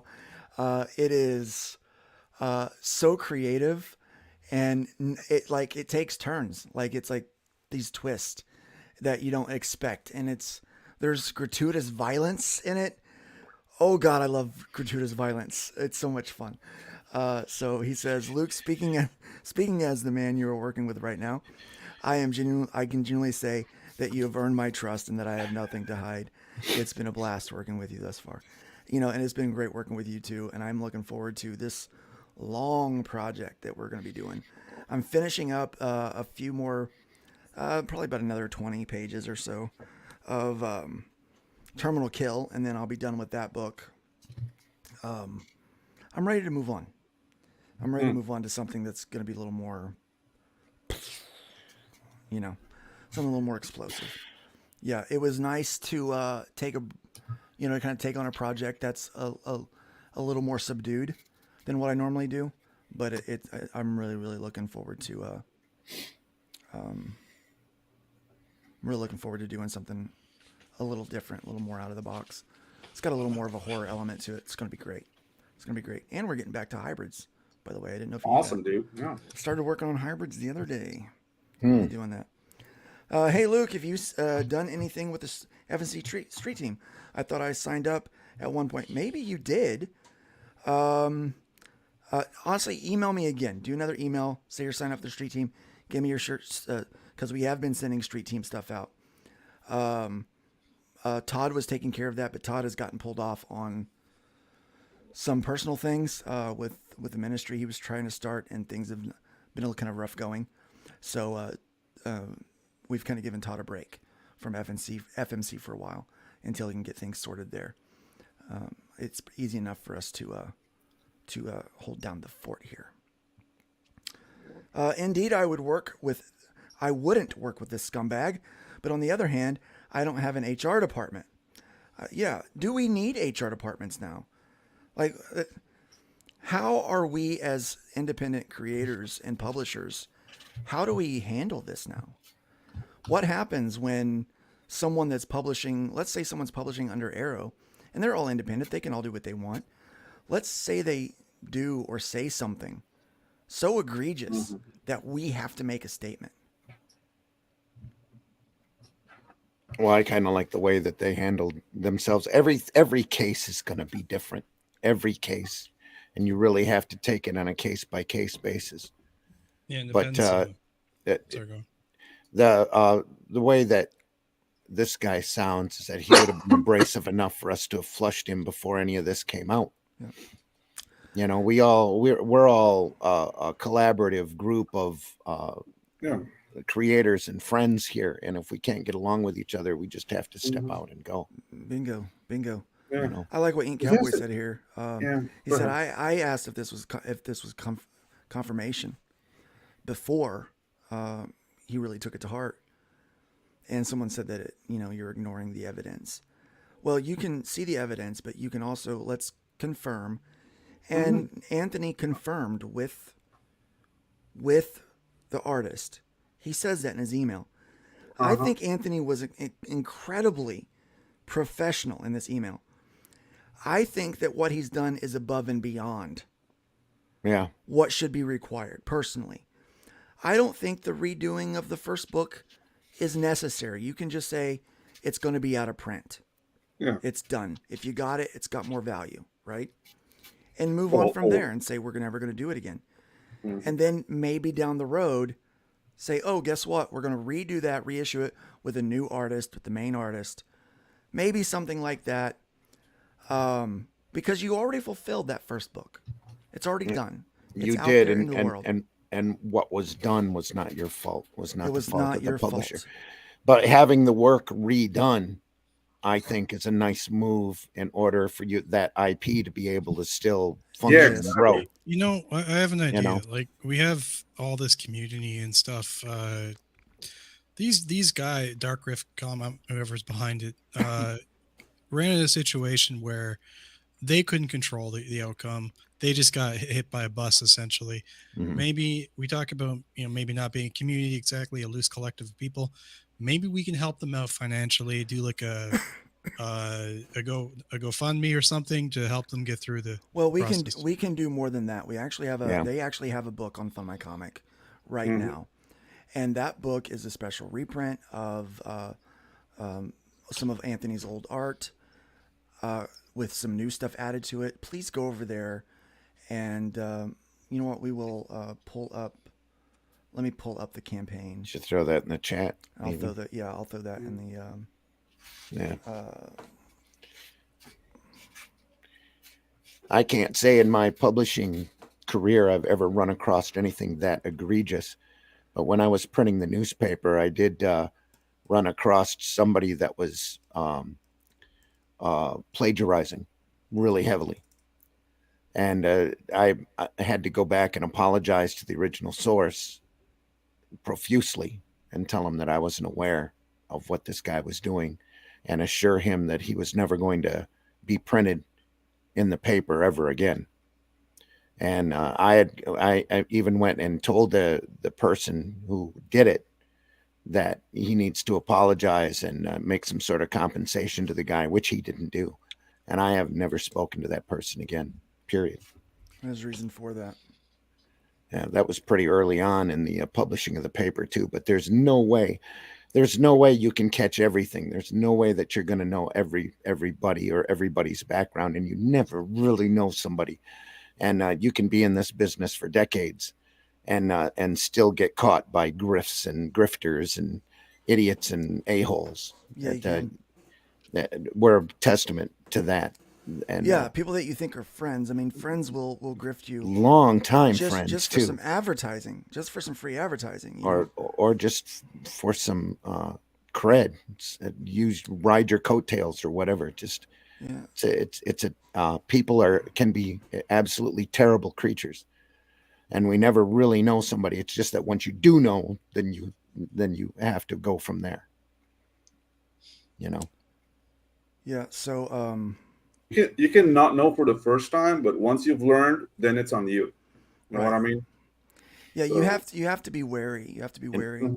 And I totally believe in repentance, but there's just some things you can't come back from. You can't come back from, Yeah. Critical Blast says, thanks for bringing that up, Comic Book Black Belt. I've been thinking the same thing. Did he do anything illegal with his creation process to merit banning? He's talking about this, I guess. I wouldn't work with this scumbag, but on the other hand, I don't have an HR department. No. And again, you never really know somebody. Well, he's definitely using, he abused Carrie. Yeah. So he abused Carrie. So he's doing that as of recent. So in my book, he's not worth working with. He's not. Yeah. Divinity Comics, welcome to the chat. Dark Give just took my statement and reworded it, right? Well, probably. Yeah, probably. Did he ask permission, maybe? I didn't know, Divinity, that you had a statement. I didn't know that you would worked with Vic. You know what? I'm going to do something I never do. I mean, he did do the book of Nasser's book, right? The one with the vampires. That was him. Yeah, he did. Okay, yeah. Mindy Willer says Dark used a statement from Mike and was kind enough to have to ask permission to do that. We were affected with one cover and made this statement to our backers of that. That book. Would we rather have him work in a grade school? How do we conduct the reformation of people who did awful crimes? I don't know. Yeah, is he reformed? Case by case basis, right? man. You just see, that's the other thing. So this guy's not only is this guy getting canceled, but the publishers are getting canceled that used him. Yeah. Would it have been better for him to say, "Look, this is what I did. I'm reformed. I'm different. That's an old me. This is a new me." Would people have listened? Would they have believed it? It doesn't sound like he's reformed at all. It does, but it doesn't. I think the hiding it and being dishonest about it says that he's not. Yeah. That given the chance, he probably would do it again, which I think is what people are afraid of. When it's a stain that whether you're reformed or not, you're still going to carry with you for the rest of your life. Yeah, it's a stain. It's such an inexcusable thing to do. And it's going to put a stain on the people that work with you. Anybody.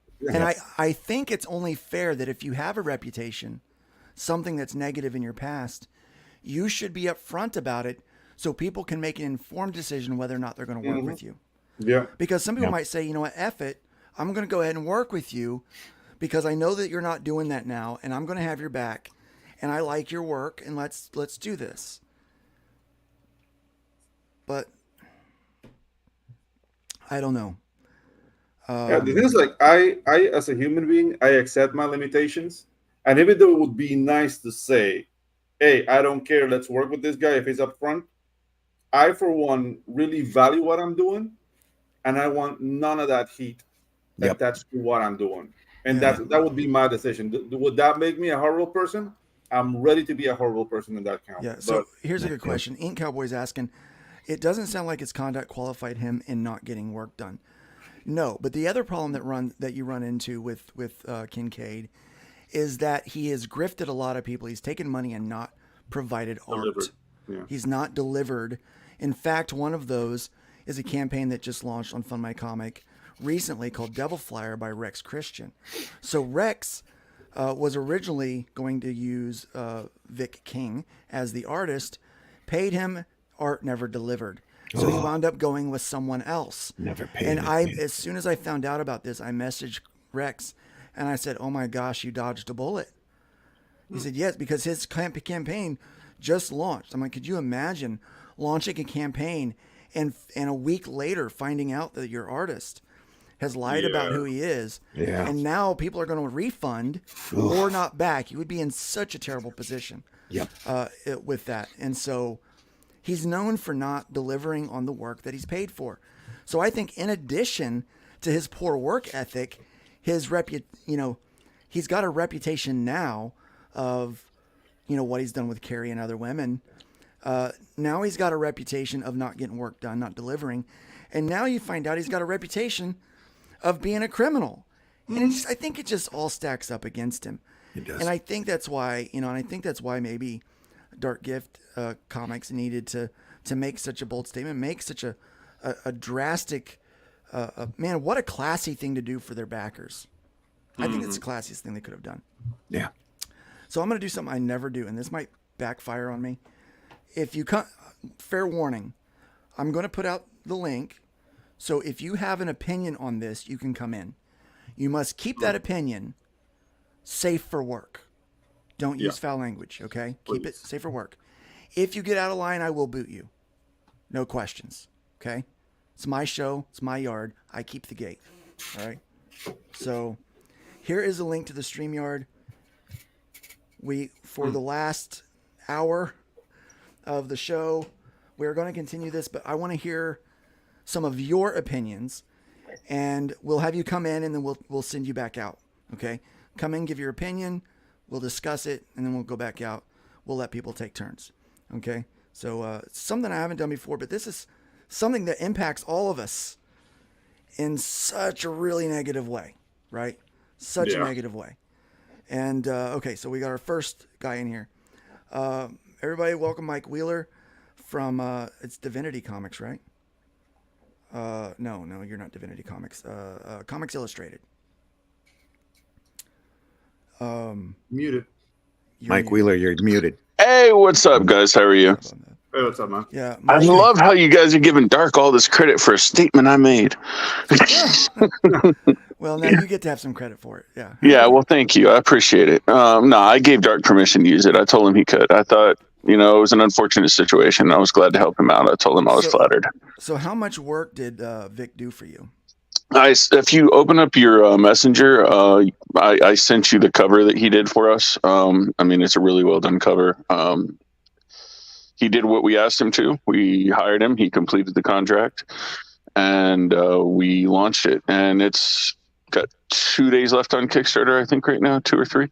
Okay. And we had to notify all of our backers that were affected by this. And he's going to have to end up redrawing the cover and getting it back out. And we had some stickers that, of course, are going to have to be remade, and little what do you call them? Chibi stickers or whatever. Chibi. Yeah, chibi. Yeah, I think that's the word. So we're gonna have to get all those reprinted and redone, and some pins, some enamel pins that had his art on it.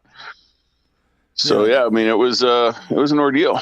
You already paid for that. Yeah. What does redoing that, like, what does it set? Let's talk brass tacks. What does that set you back financially for this campaign? Well, it's not really.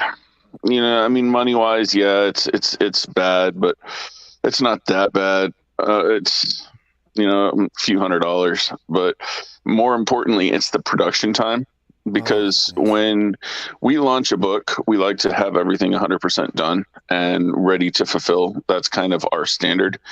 And this is going to push our standard out, because now we have to get that done, and we have to wait for that manufacturing time again, because we had already waited for it prior to launch. So now we're going to have to wait, and then the customers will get their book later than what was promised, which is unfortunate, unless Mindy can really, really, really bust butt.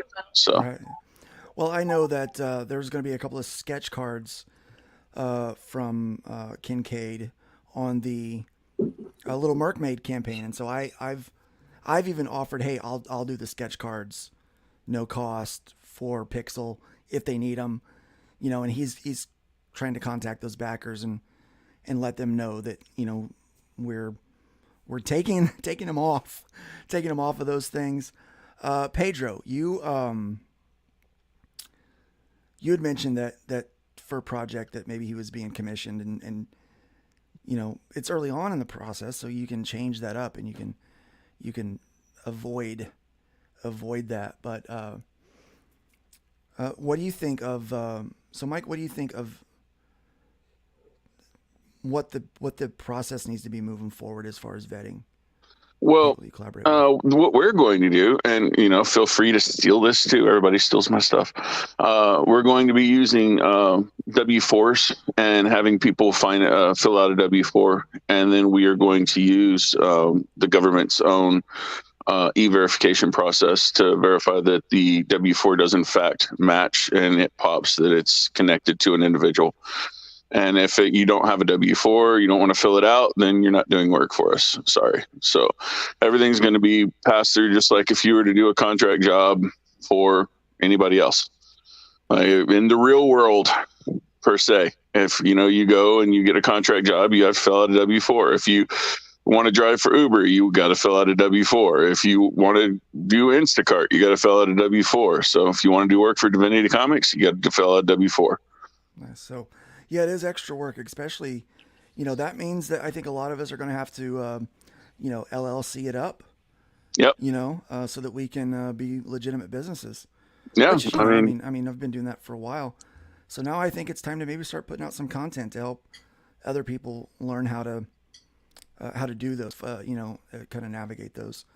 So, dude, I use Striped Atlas to LLC up, and it's not that difficult. It's not hard. It can be very expensive depending on where you live. Like if you're living in California, they are not friendly to small businesses.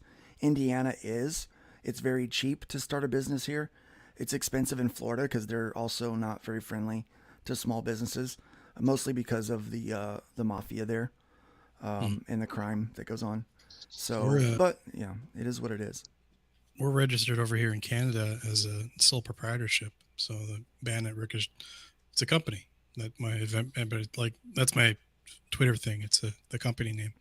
Yeah, yeah, and it's also good for taxes at the end of the year. But yeah, it sounds like you're going to be adding an additional step. It's more work for you. It means more organization and running. Yeah, it's more work, and it costs a little bit of money too. But what would you rather have? What just happened, or pay a little bit extra to get everything squared away, right? Yeah. So, all right. Well, thanks for popping in. I do appreciate that. Keep up the good work with the Comics Illustrated. Yeah, thank you. Tell Doc I said hi. He didn't even want to come on camera and say hi. Hi, Doc. Randy. Randy? Yeah, Randy. Yeah. So we I don't take offense. I just had to step out for a minute and take a look at all the snow that has piled up outside since we've started going on the air. Yeah, we got snow. It is crazy. It's snowing here right now a little bit. Yeah, we're getting that snow tonight and tomorrow. We got about an inch. Got about an inch since we started broadcasting. So yeah. So yeah, I just got my copy of Comics Illustrated yesterday. So good job on that. Man. Great article write up. Great write up there in on their. Yeah, I wish you the best of success, Luke. I think you're doing a great job. I think you have something there, and I just keep at it, man. Keep at it. Yeah. Glenn says, ironic how Mike is hiding behind an avatar. Mike has put his face out there a lot. A lot of people know who Mike is. He's not famous. He's infamous. Yeah, dude. People hate me. It's funny. And I'm laying in bed right now. That's the only reason I didn't put my face on air. I just woke up and my daughter's right here. She's snuggling me. So yeah, we do not want to see you laying in bed. So thank you. Yeah, man. I know. I appreciate it. Yeah. All right. Well, have a good one. Thanks for popping in, and we do appreciate it. Take care, guys. All right. We'll see you. See you, Mike. All right. Now we've got the man himself, the sponsor of today's show, the Holocron Records is here. Thanks for popping in, man. You're also muted. Don't forget to unmute. Unmute Holocron. He might have walked away. We'll leave him there until he comes back. Holocron Records. Hello? You're on the air. There he is. Hello. Welcome. Hello. Wow. Give me 1 second. I got to close these doors. All right. Just going to edit that mic setting there real quick. Holocron lives in a big castle with a very large hall. Can you turn your mic up a little bit, Luke? You're a little low. Oh, mine? Yeah. Can you guys hear me? 5 by 5. You're good. Go ahead. All right. Am I louder now? Yeah, much better. You're good. You're good. There we go. All right. All right. How's it going?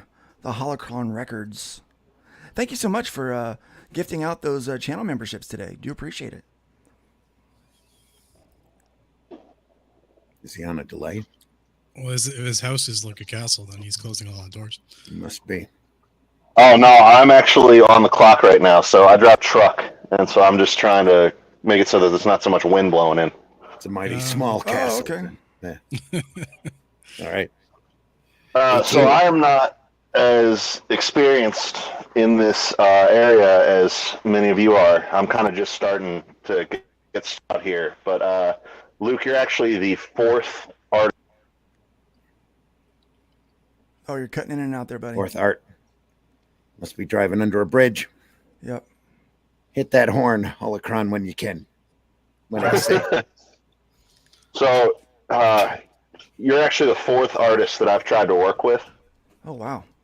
And for various reasons, I have not been able to get a completed project done. And it seems like most of the time, people just don't want to work. Well, that's not wrong. Yes, sir. Yes, sir. I know how you feel. It's very frustrating to be trying to get because this is what I would like to be doing for a living, is writing comic books and making comic books and stuff. Oh yeah. But it's very frustrating to spend thousands of dollars on a project and then either get some of that back, or I'm sitting on just dozens and dozens of concept art and finished pages, unfinished pages, and like and it's to actually be able to have stuff come out and being able to see it and have it be finished and is great, and I'm really appreciative of that. But there is also the I kind of had a little bit of a panic when I saw your Twitter, because I didn't really look at it, and you and I have talked about this. Yeah. The Comicsgate thing. Yeah, I know a few of those people. I've got a lot of their money in my bank. so the only time to me. The only time I have heard of Comicsgate was from one of my friends, and he is, let's put it politely, fully against it. And so actually, like sitting down and like, oh, well, first thing I'm gonna do is I'm gonna talk to you, because I need to have your perspective, and then I actually started looking more into it and stuff like that, and I was like, okay, well, this doesn't seem like anything I'm necessarily against. I actually thought I was going to get fired from the job when you asked about Comicsgate. I was like, oh, he must not know anything about me. I'm loosely associated with everybody. Like I'm kind of I try not to be, I'm not discriminatory at all, and so I don't try to engage with all that weird stuff, and there's behavior that's associated with Comicsgate that I want nothing to do with. Comicsgate's been trademarked by Ethan, so that's more his brand now than anything. And so my focus, and I explained this in the email, my focus is on Luke Stone Studios, Fund My Comic, Arrow Comics, those things. That's my brand. That's what I'm working on, and I'm happy to work with people. Like I said, I've got a lot of friends that I've made in the Comicsgate thing. Most of my backers and supporters are Comicsgate. I've got no issues with the people that align with those ideals at all. But I do understand that any association, having ever used the hashtag or being, associated with that, does sometimes equal cancellation. Right? In the background. And I'm sure that's what you were concerned about. That is definitely something that has crossed my mind. But eventually, after getting to know you, eventually getting to know all this other stuff, it's kind of like the way that you are is how it should be. It shouldn't matter what somebody's political stance is. It shouldn't matter what their social stances are or anything like that. You should just, and that's what I did with you, is I did no research into it. And maybe that was a mistake on my part, but it ended up working out really well in the end. Yeah. But then you have stuff like the topic at hand, which is heavy. Yeah. What are you thinking about that? So let's say, what would happen for you if you found out that there's like this hidden background? But what if they were up front with you from the beginning and said, hey, I just want to let you know, if you do a background check, I've got a felony. I guess it would depend on what the felony is. If it's the felony that's in the topic at hand, I don't think that I think your channel would probably get demonetized if I spoke about what I think should happen to that person. I think we share. I think everybody. Some views. Yeah. I think everyone in the chat. I think someone actually said something about that, and I didn't pop that one up. No. I get it. Yeah, I get it. But yeah, if they're upfront about it, and it depends on how bad the crime. Because I mean, smoking pot in some states is a felony. Right. Yeah. Yeah. And so it really depends on like how heinous the act was. Yeah. So like my nephew still has trouble getting a job because he has a statutory rape conviction. Right. So he has to register as a sex offender. He was 19 years old, and she told him that she was 17, and she was really 15. And they had dated until she was older, right? until she was going to be older. They had a kid, you know, like she was pregnant. She was completely consenting. It was her dad that filed the charges and got the conviction. So now he's a registered sex offender everywhere he goes. So in that situation, if someone was upfront about that, like, I'll take a chance on an artist for that. I mean, it's, you know, it's a crappy situation, but you know, you're good to work with. You hit deadlines. You do good work. Let's work together. Okay, so what if he's like caught in a fight at the International House of Pancakes and it's on video? And it's a huge like fist fight, but he's a great artist. Would you hire him? I would use the video. I would use the video as advertising. That's what I would do, yeah. Because honestly, if you go to IHOP and you don't break out in a fight, you just need to. Something wrong with you. Yeah. Something wrong. Well, I guess my first question would be if he won the fight. Because if he didn't win the fight, do I really want to hire a loser? Yeah, exactly. No. Yeah, it's he went to Waffle House and he got in a fight and the little girl behind the counter beat him up. No, I can't work with you, buddy. We're done. We're done here. Donezo. But yeah, that's unless it's that girl who caught that chair. She's amazing. She's amazing. So, so I think it. She got fired though, but that's another story. I think it complicates the process of getting involved with comics when you're new to this. I mean, could you imagine doing a background check on every artist, colorist, letterer that you hire? Well, now I'm like, the fact that I'm working with you, now I'm like, if I go to try to hire another artist and they go to look up who else I've worked with, how's that going to go? Yeah, right. You know, I'm pretty moderate. I think I get along with most people. There's a few people out there that, you know, they chew on the hate bone for Luke just because of whatever reason. Mostly because of political association. I mean, I was moved into the Comicsgate realm because of my conservative Christian views. I was already, people were saying, oh, he's one of those Comicsgate guys, you know, and I'm like, well, you know, like Anthony Figueroa says, if I'm going to be called a Nazi, I might as well get some of that Nazi gold, right? So I was like, yeah, guys, hey, I'm here. Hey, hello. Let's make that's comic the thing. books. Like, some people choose to be labeled Comicsgate, and some people are just put there. Like I, for one, yeah. I was a nobody when I came in. Like nobody who knew who I was, but I heard a section what they were saying, and I heard another section and heard what I was saying, and I chose where I wanted to be. I'm a very outspoken guy. I hate being a victim, so I guess I'm Comicsgate because of that. But to say that I follow like tenures or there's like a Comicsgate constitution, that doesn't exist. Yeah, nobody's kissing any rings around here. No. You know what we're about is we're about good comics, and we're about staying true to source material. We're about, you know, hiring the best person for the job.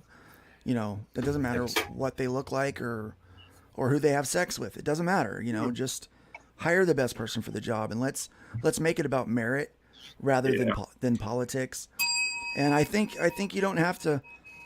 You know, I think this whole making people labels and identity politics, I think it's a fascist thing that people are doing in this Marxist society, and I'm just against it. And you know, if you want to label me Comicsgate, do that. If you want to label me right wing, do that. I don't give a flying flip what you think about me. Quite honestly, all that matters is what God and my family thinks and my collaborators, right? So it is. I'm going to speak my mind, but I'm not going to be mean or abusive about it. But I'm also not going to be apologetic about my opinion, because it is my opinion and I'm entitled to that. We still live in America.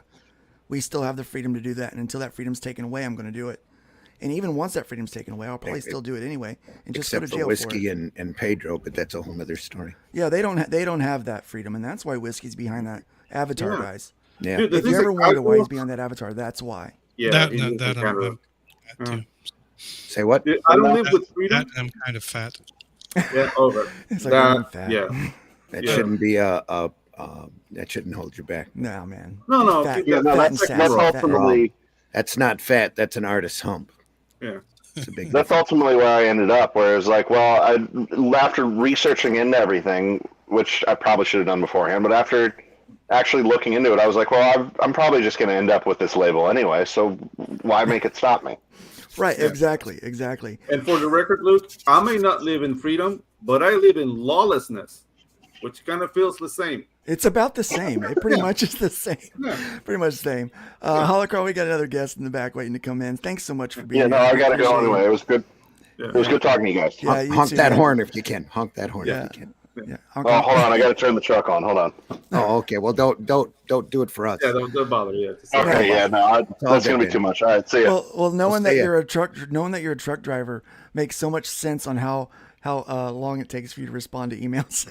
Yeah. I try to be He's on the road, timely as man. I can. Safe I travels. understand. It's not a problem, man. You Safe have a good day. All right, see ya. God bless you. Be Thank you. careful out there. Yeah. All right, now we've got in the back Create TV, Theo Kings. Welcome, Theo. Hey, everybody. Good to have you. Kind of new to this whole situation here when it comes to Kincaid or Kent, this guy in particular. I was kind We of all are. So, yeah.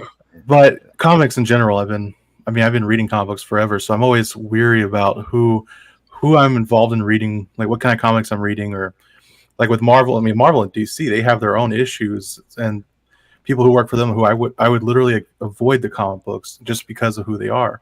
Yeah. When it comes to this guy, speaking as a pastor and speaking as someone who has a little sister who has a mother who was also raped and molested, and it's sorry about that. The whole situation is a mess. It's a big mess. And speaking as someone who is doing my own comic books, it's kind of hard because of the fact that I can't hire anyone at this point. It's gotten to the point where I'd rather just work for myself, and I draw all the comic books that I do on my own. And it's kind of takes time because of that, because I got to not only edit scripts and edit panels and edit everything. I'm just kind of on my own at this point, and this just kind of adds fuel to that fire of what can I really, like, who could I really work with, especially if I don't know anyone. Yeah, and it even goes beyond that. Like when you find something like this, then you've got these little rifts within comics, like, oh well, you worked with that guy, so I don't want to work with you anymore, right? Or, and then it becomes like, this like cult of personality, this, this clubs and cliques. It's like, I worked with someone once, and they're like, well, I'm not going to back your book because that person's on there, and we have some Twitter beef going on. How am I supposed to know? Like, do you like my book? Do you not like my book? What, like, let's be honest here. Are you buying it for the content, or are you, that? Is it because my book sucks you don't want to buy it, or is it because that person's on it? Let's figure that out. If it's because it sucks, that's fine. RJ. I'll deal with that. Yeah. I'll deal with that. I'll try to make it better so you'll buy it next time. But I just don't get this whole. It's a very strange situation because of the fact that you want to buy comic books for the simple story and the art and the quality behind it, and then you have their past that affects everything, and you're kind of like, I want to support freedom of freedom to do things, but once you commit a crime and then it affects your work as a whole, I mean, it's kind of been that way for every criminal. It should kind of be that way, where you're held accountable for the pain that you've caused. You should also be able to reform, though, right? I mean, it should be. I think that some things it's up to God, and it's like you can't if you can't deal with the heat, then why let it stay out of the kitchen? So some would say, Robert paid his debt to society, and so he shouldn't be judged on that anymore. Okay, so I'll say I understand that. But he needed to be upfront with his collaborators, even if he was going to use an assumed name, that, hey, if this ever comes out, okay, because there's people out there all the time digging into your past. That's why I feel transparency is the safest way to be. Yeah. Like, I'm going to show my face. I'm going to speak freely about who I am. I have zero things to hide. If you find out something negative about me, oh, well, guess what? I probably talked about it on a live stream. So you've heard it here first, folks. That's as it is. I'm talking to y'all. I'm drawing right now. There you go. There's some transparency. Yeah, you got to work, man. You got to keep it going. So I think if he was transparent, it might be a different situation. But you also have to take in consideration his current reputation of not providing work, not producing, and then his behavior with women on the internet, the abusive behavior of unrequited love kind of thing, his responses to those things. And there's a lot of negative, that Kincaid has been associated with before he was known that his name was Kincaid, right? Mm-hmm. So I think it all kind of piles up for him on that. But I do think that people should be able to pay their debt to society and be reformed. Yeah. But I think sexual crimes are they're particularly heinous. Oh yeah. And they have a different stigma that lasts longer than a robbery or a theft. Robbery and theft are the same thing. Yeah. Or even a murder or something like that. Or a fight at IHOP. Or a fight at IHOP. I think that especially when you bring kids into the situation, in this space, the independent comics industry, there's a lot of dads. There's a lot of us dads that are here that make comic books because we love comic books. And a lot of you that are out there making comic books right now are, you're doing it as a passion project. You're working hard to provide for your family. Maybe you're finally to a point, kids are moving on, and you're able to explore the thing that you've always wanted to do your entire life. And now you have a chance to do it, right? But also, like, I'm all about, like, that whole, like, reformation and, like, coming back to the light or whatever. But I would like to know that I'm part of that process. You know what I mean? So if he was not upfront with his record or criminal record or whatever, that's one thing. And the other thing, if I knew, I would say no from the get-go, because you got your own path to walk. I think you should walk that by yourself, not bring people in. Right. It's not. Yeah. Build a reputation for yourself in a good way, not a negative way. Yeah, exactly. Ain't Cowboy says more than murder? Well, it depends on the murder. Yep. Like, so it depends on the crime. I still think that, when kids are involved, it just escalates everything else. You talked about kids are an exponential factor in my mind. So Pixel Trader. They are they're the default. I mean, they are the default of our morality. And it's a child. A little bit of harm comes to even one of these children. They're the ones we should protect. Like that's our job as adults. I'm not even talking about having kids, but being an adult, you're in charge of society's kids.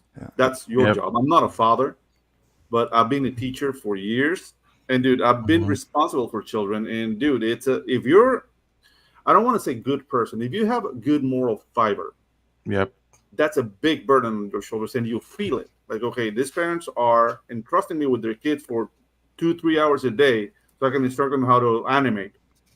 That to me was a bond. And dude, I did make them cry because animation is really hard.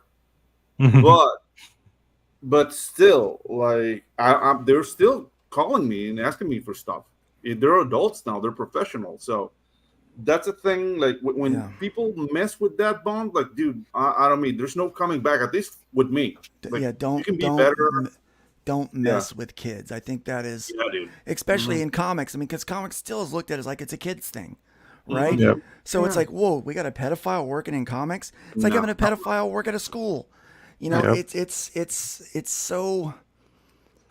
There's such a taint to it, and there's not much of a gray area here. Like it's kind of like Dark Gift, who we've been talking about this morning. His deception is tainted every project I'm involved with in some way or another, and I think that's true. So I'm gonna check out Dark Gift. Sorry, I'm gonna leave this chat for now. Thank you for having me on.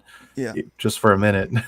It's great to have you here. We got somebody else waiting. Thanks for stopping by. Waiting back in the green room. We're going to go ahead and pull them in. Theo, thanks for stopping by. Thanks for God bless all of you. The channel. We do appreciate you very much, and best of luck on your comics journey, my friend. Yeah, take care. So I think it was Russ in the chat there was talking about like reform and stuff like that earlier. And what about what's his face? That dude that he was in jail for a little while because he mass murdered a bunch of people. cut them up and mailed them different places. Luca. That's pretty bad. Okay. Luca, you remember that one? Yeah, I do. It was in the news, right? Yeah, I will say rape and murder are equally heinous. Case by case basis, like I keep saying. You have to look at everything. But I'm saying, if you go to jail for murdering your daughter's rapist, yes, exactly. I'm a little more lenient on that one. Mm-hmm. Yeah. I'm convicted of murder. What happened? Well, I killed my daughter's rapist. Oh, well, okay. Oh, well. Oh. Would you like a drink? Welcome aboard. Would you like a beer? Welcome aboard. Again, ain't case by case basis. Again, yeah, I think it is. Because there are also, I mean, you can't pigeonhole. Soldiering is not necessarily some people consider it murder, some people don't consider it murder. I think it's but those are called hippies, whiskey. Yeah, but I consider it soldiering. I've always had that. Yeah. And Mindy, you're not wrong. Even the rapists and murderers themselves consider crimes against kids worse. My brother, who spent several years in prison for selling pot in Texas, in Galveston, Texas, he would say that if someone came in with a crime against a child, it was likely that they were not gonna last the week. They weren't gonna get out. They weren't gonna get out, and they weren't gonna get they weren't gonna have to spend much time there. Yep. So yeah, it's very true that even the hardened criminals value the sanctity and the innocence of children. Yeah. George, how you welcome. doing? You are muted. So, George, are you there? Hello, George. Yeah, I just don't want to interfere as you guys were doing your soliloquies. Yeah. How's it going, George? No, you're fine, buddy. Good. Well, it's a problem working with someone you don't know. You're working with an avatar that you don't know, basically. What about projects that tell you, this project is created by an avatar? Yeah, that's a tough one, right? Yeah, I had over the course of my crowdfunding experiences, I had quite a few projects that I had a tough time,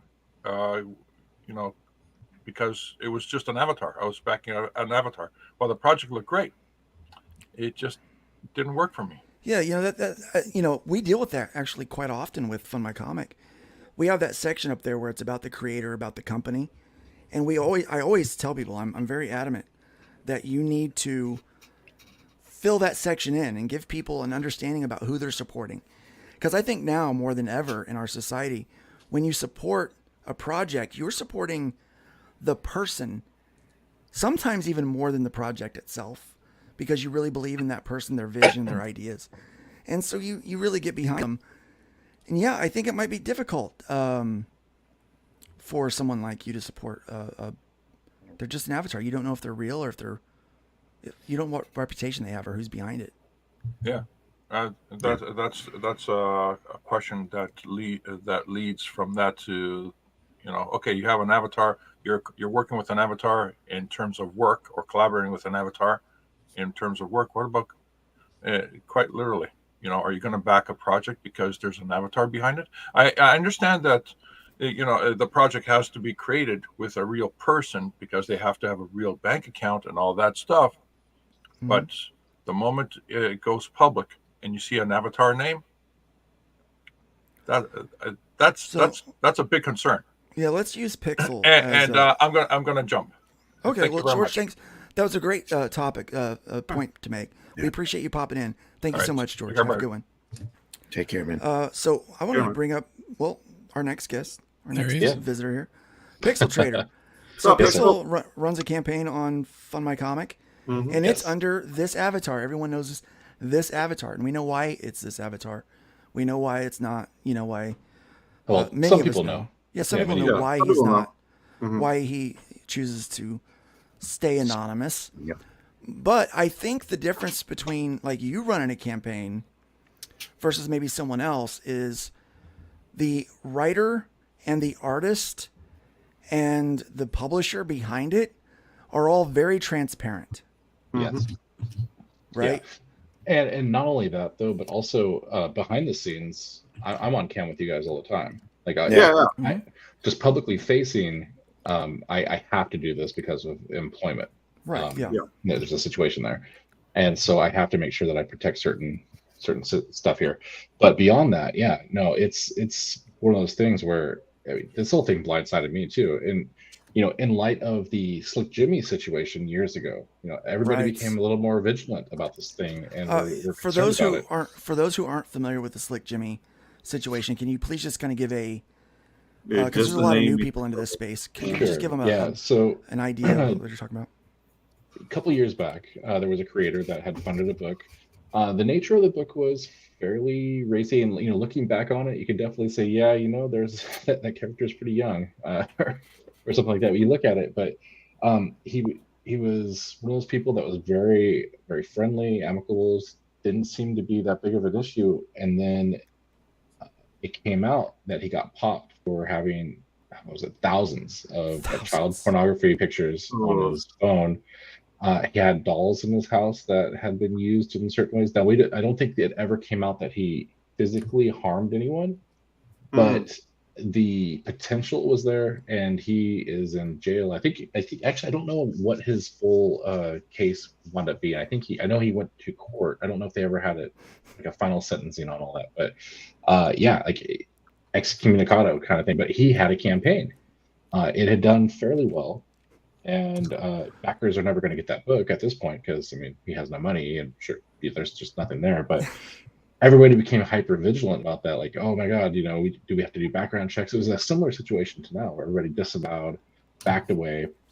Yeah. But that vigilance was still there. A lot of people watched for all that, and maybe that's partially why Vic never said anything, because he needed the money, he needed the work. But yeah, it sucks. It really sucks. And at least in our campaign's case, I lost a little bit of money on Vic because I had asked him to do some work for me for some promotional pieces that never got completed. And whatever, it's not that big a deal. It was really cheap. That's the other thing. He was offering work really, really cheap and then just not completing it. But the sketch cards, I had a backer back a couple of them, and so I've reached out. I'm going to see what happens. But I had extra cards that I put aside just in case something got damaged, or God forbid something like this ever happened. I never even considered that, but they're there to be able to replace. You know what they say. You know what they say. You get what you pay for, unless you pay for it from Vic, and then you don't get it at all. Yeah. All right. We've got Mr. Burger, long-time listener, first-time caller. I love your site. I plan to use it exclusively because Mr. Burger don't F with Indiegogo, baby. Thank you. Thank you.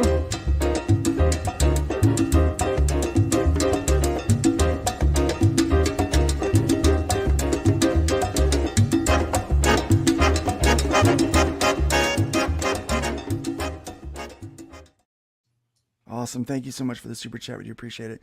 Thank you for supporting the site. Oh, there's another one too. Indiegogo for my cartoon, never for my comic book. Never for my comic. Well, you made it bird dancing.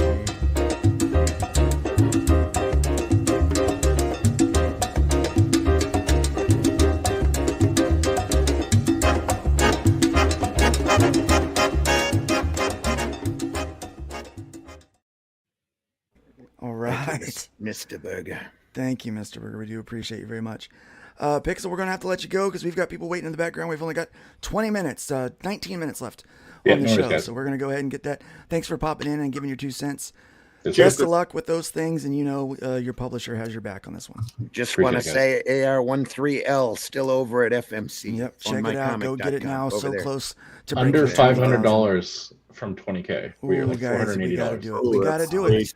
We got to get buy in too. I'll be an idiot if I don't do it. There we are. Come on, guys, let's do it. We do appreciate it. Thank you, Pixel. Go. In the background, we've got Mr. Comic Book Black Belt himself, Russ Leach, the very, very talented Russ Leach. How's it going, my friend? Fine, thank you. Good to see you all. Good to see you too. We wouldn't have this problem if people didn't have to hide behind avatars because there were other people running around looking to cancel you because they didn't like your opinions. Good point. This all comes from a place of having to hide your opinions because politically you might not agree with someone, or so culturally you might not agree with someone, and being called a Yahtzee or whatever it might be that's popular that week. And if we didn't have these idiots cancelling people and stopping free discussion, which is how you get rid of bad ideas, is by bringing them into the light and discussing them and having better Bingo, ideas. yes. If we didn't have these idiots doing that, then you wouldn't be having hiding places for, you know, people who require the hiding places. And it's that's what's wrong with it all. 10 years ago, you know, from a small business perspective, it's like you're just one person trying to do the best you can, making comics, whatever, and you get involved with someone on the other end of the line who's got an avatar. You don't necessarily have the time and the money. I know you're saying it's only $25 and what have you, but you're trying to, you know, do your thing, and you shouldn't be having to go running around looking to see if people are what they say, as long as you've got a clear financial track. You know, the bigger the company, the publisher, yes, maybe they should be doing that. Like I said, not everybody's got an HR department, but you know, I wouldn't work with a guy like this, but then I don't know the details of the whole story. And my point is we're only in this situation because of the idiots that want to cancel you for having a different opinion. Very true. Very true. You know, I guess, you know, so Well Red's asking here is, have you addressed whether the site should do a background check? Should you do background checks? Well, we don't have to, because you have to file through Stripe in order to be able to do to run a campaign. So Stripe does, there is some of that, and honestly, your criminal record doesn't mean anything to us. It's what you're doing with the actual campaign. Our lawyers have been very clear. You know, we're not discriminating if, again, someone has a criminal record or not. All we are obligated by under the law is that a crime is not being committed with the campaign. So that's what we worried about. And then he follows up with another question. He says, should people with criminal backgrounds be allowed to crowdfund, or should their records be public? What do you think, Russ?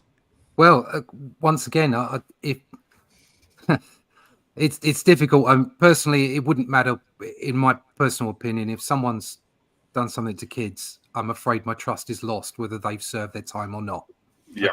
Like we all have a line we won't cross. Right. But if somebody's done the time for, I don't know, they might have embezzled money, they might have done all kinds of things, which is quite pertinent when you're doing a crowdfunder, because there are plenty of people out there that will take your money through a crowdfunder and not give you a book. But at the same time, if they've served their time, then surely don't they, you know, deserve the chance to? You can't just cut people off because they have a criminal record, and so that means, where do you draw the line? How difficult is that? It's tough. It's a tough question. I guess we all have to decide what that line is for ourselves, don't we?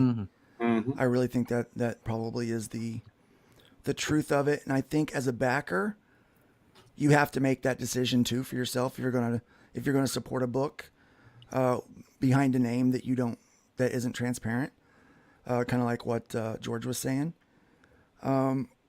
Or if you're like, hey, if let's say Robert Kincaid does make a book and tries to crowdfund it, you're going to have to decide, are you going to support him?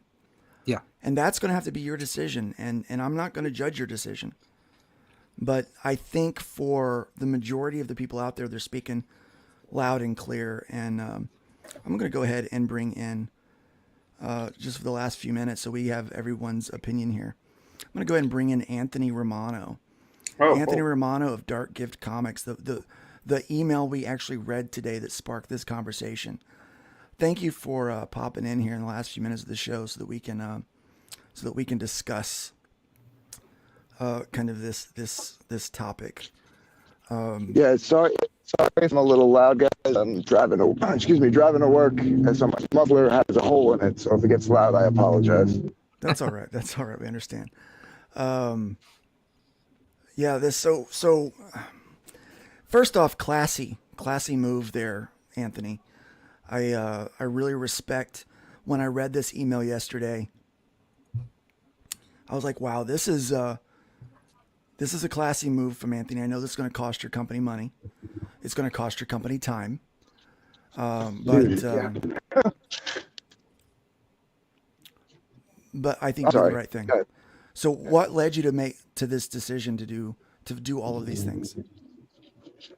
Well, I mean, we just, how, well, first of all, totally taken aback. Like, we found out, we were doing our show Sunday, and we found out, like, literally the last 15 minutes of the show. And I got, like, you know, when you get that, like, you see somebody get flushed, and your hands get cold, but your face gets hot, and, you know, and I just couldn't pull myself together. And I was like, all right, we got to end. And then we all sat in the back and watched the expose that was released. And then we all started doing our own digging. And then when I woke up in the morning, I had a DM from him basically confirming that it was him, with a few other details saying that he took the plea deal because his lawyer told him to, which was a public defender or whatever, and he was facing like 20 years, this, that, and the other thing. I'm like, I didn't respond to him. I haven't responded to him. Just in my head, I can't see taking a plea deal on this thing. Like, if you're not guilty, don't take a plea. Yeah. I get, like, if you get into a fight at a party, crack a bottle over someone's head, they die. They try to get you for murder, and you plead down to, like, manslaughter, and you know, because somebody died, right? Like, I get it. Your mic's really staticky, brother. Yeah. I'm sorry, man. Yeah, it's almost Don't unintelligible. worry about that. Yeah, but the thing is, like, Anthony, how in all his harangue of excuses is this your responsibility or your cross to carry? You know what I mean? He should be upfront, like, hey, dude, I have this in my past. This might come out, and then you decide if you go with him or not. But this is just like a hot potato dropped on you. So I don't know, man. I would have been pissed. Like, you took it very, like, yeah, just like Luke said, very classy, man. Yeah, very classy. Better? No. No. No, not better. It's not. I'm sorry. Yeah, that's not good. Yeah, we're gonna have to bump you. Yeah, it's not coming through at all. Man, we'll have to have you on another time where you can actually talk about this a little bit more, dude. We do appreciate it. Yeah. Just know that we all here have your back on this. Yeah. I would love to hear sometime what your plan moving forward is to vet better. Keep us posted. I think what he's done there is, as you were saying earlier, Luke, he's gone way above and beyond what he needed to do. But what it does show is it shows great integrity, and I think that can only be a good thing moving forward because it instills trust. So Ink Cowboy. I understand the whole idea of politics now. People have to hide what their identity is because of wrong think and things like that. It's very unfortunate that that's even a thing. And Tree Goblin was asking Mike S. Miller, he has a criminal record of arson. Should he be able to crowdfund again? He shouldn't be allowed to draw. We're gonna have Mike on here in the future. It's a joke. It's a joke. I know that's gonna be so much fun. We're gonna have to razz him about it. I was thinking about Russ's comment actually. If I can just jump in there, Nerdrotic, for example. I know some people don't like the guy, but he's a former felon as well, and like I think people can be reformed, but I don't think people that deserve the wood chipper should be reformed or case by maybe case. No, everyone's got a line they're prepared to cross. Exactly. Yes. I think something else Luke was saying earlier, it's transparency. So if you've been put away for something that isn't as hideous as what we're talking about, and you can say, look, I did this, I did that, I'm reformed, I'm here, this is my face, this is who I am. That instills some trust straight away because you're being upfront about what you're doing. And I think that's what I find most upsetting about the fact that any of us have to hide behind an avatar because, as I said earlier, of the situation that media has got itself into, that you can't have a disagreement with people. Yeah. And so they'll start, doxing you and doing stupid stuff. I'm old enough, as Randy is as well. It's like we don't give a monkeys. Okay, we're old enough to say we can move past. I give a monkeys. I give a monkey. You've got a monkey. Tug says Dark Gifted, and I agree. And Tug's another one that has to live behind an avatar because of what they try to do. Thanks for dropping by. Thank you for dropping by. Well, Red, thank you for dropping by, man. So what's your thoughts on this as someone who reads a lot of comics in this space, man? You must be well read. Those are the rumors, and I deny them vociferously. But No, I think this is tough because I think Vic King is an anomalous case, to be quite honest. The reason why we crowdfund in this open network space is because we want to feel that we know at some level the people that we're supporting here. And I think when this was starting out, a lot of the onus was placed on Ethan to vet, the projects that he was bringing to everybody's attention and the creators. That's simply not possible as the movement continues to grow. Nobody's perfect. And it gets onto a much smaller in scale. Vic, he established himself for a long time, and he kept this secret very well hidden for a very extended period. Yes, he did. Where a lot of people that collaborated and networked with him had no idea, even though they had already had professional dealings with him. And you'd think that would be the ultimate vetting. But I think you really have to start questioning what your red flags are. In my case, if I'm going to be supporting a creator and just watching their YouTube content and how they conduct themselves, Vic had a lot of red flags. It's just not somebody I would have given money to, just based on what I saw there, not knowing this other information. I think that's the key here, is that the audience just now has to apply that level of discernment that they were hoping some of the larger channels or some of these platforms would do on their behalf. And as these people ingratiate themselves to the community, they get to know their customers and other creators. More information is going to come out about them. We hope, ideally, we get to know about their backgrounds. Issues like this might come, to bear, and we can evaluate that as a whole. And that's kind of the system we have here. It's not perfect. It's the best we've got going to be able to create these projects in this space and in this environment where, as I think Comic Book Black Belt was saying, yeah, people are trying to cancel you.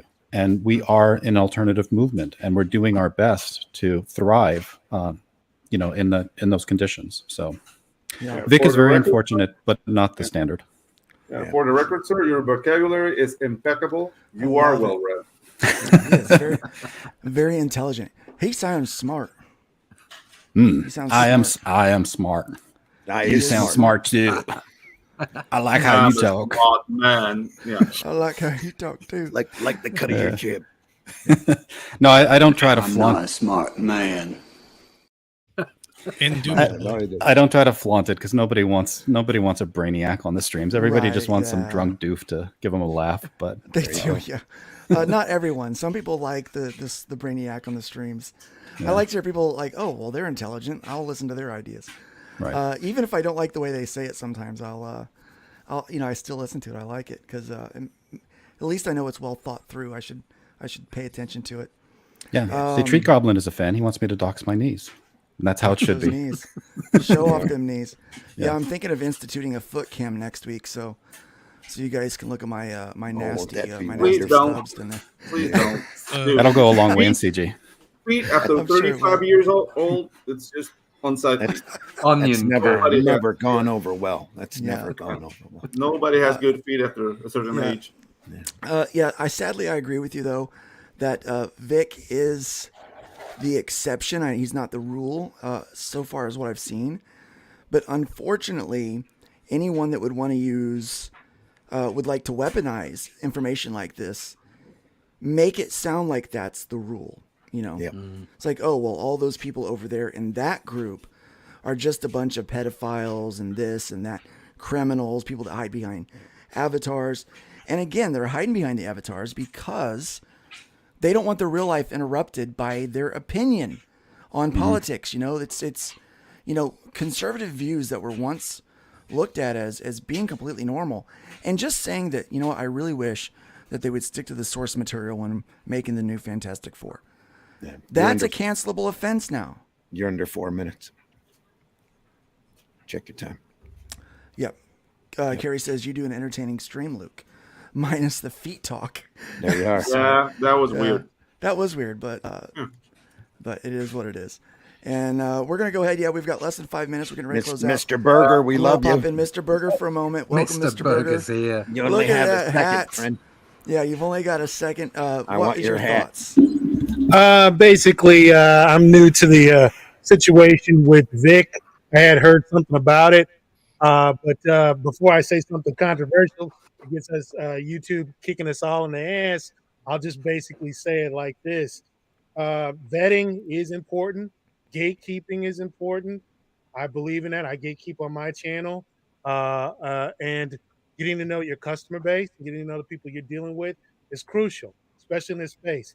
You're talking to a black guy that has been called a white supremacist for the past 2.5 years. Not sure how that works out, but have fun. Have fun with Yeah. that. Welcome to the club, sir. And You I should try for appreciate senator. I appreciate that you turned this stream into a George Clinton concert, and I said with utmost respect and love, sir. Awesome. I appreciate that. I also appreciate the fact that you know who George Clinton is. Yeah, come on. Who doesn't know who George Clinton Come on. Yeah. But man, yeah, I've gone through the ringer with this. I mean, nothing as bad as probably you guys, but I make a cartoon called Mr. Burger, and you would not believe the grief that I get for just making jokes. It's ridiculous how these cancel pigs come at all of us. And one of the reasons why I want to support Fund My Comics is because we stand together or we hang separately. That's the reason why I'm devoted to you guys. As soon as I found out about you, Luke, and all the rest of you dudes, Indiegogo is not even a consideration for me. Not for my comics. I intend to do 6 of them. And I don't care how big or how small I get. Hopefully I get bigger because getting these episodes out on Tubi and other places is a goal of mine. But I will never, ever, ever go that route with Indiegogo. We'll do what we can to help. Independent creators. Don't forget to check out fundiverse.com for your cartoons. Right now, the first 25 campaigns over there that launch live will have a 1% platform fee. I'll tell you what, man, it's a sister site. Make sure you put that link in the chat. Make sure you put that link in the chat. Because I don't like Indiegogo, brother. I really don't. I don't like any place where I can get canceled. Guys, we are less than a minute until out. Thank you, Mr. Burger. Thank you, Well Read. Thank you, Comic Book Black Belt. Thank everybody else who popped in with your opinion. We do appreciate you guys. Remember, check out aerocomics.store and fundmycomic.com. Remember you know what I'm about to say. Yeah. Build up morning chat out, leave the woodpile higher than you found it. Please. And by all means, my friends, please be careful out there. Take care. Let's be careful out there.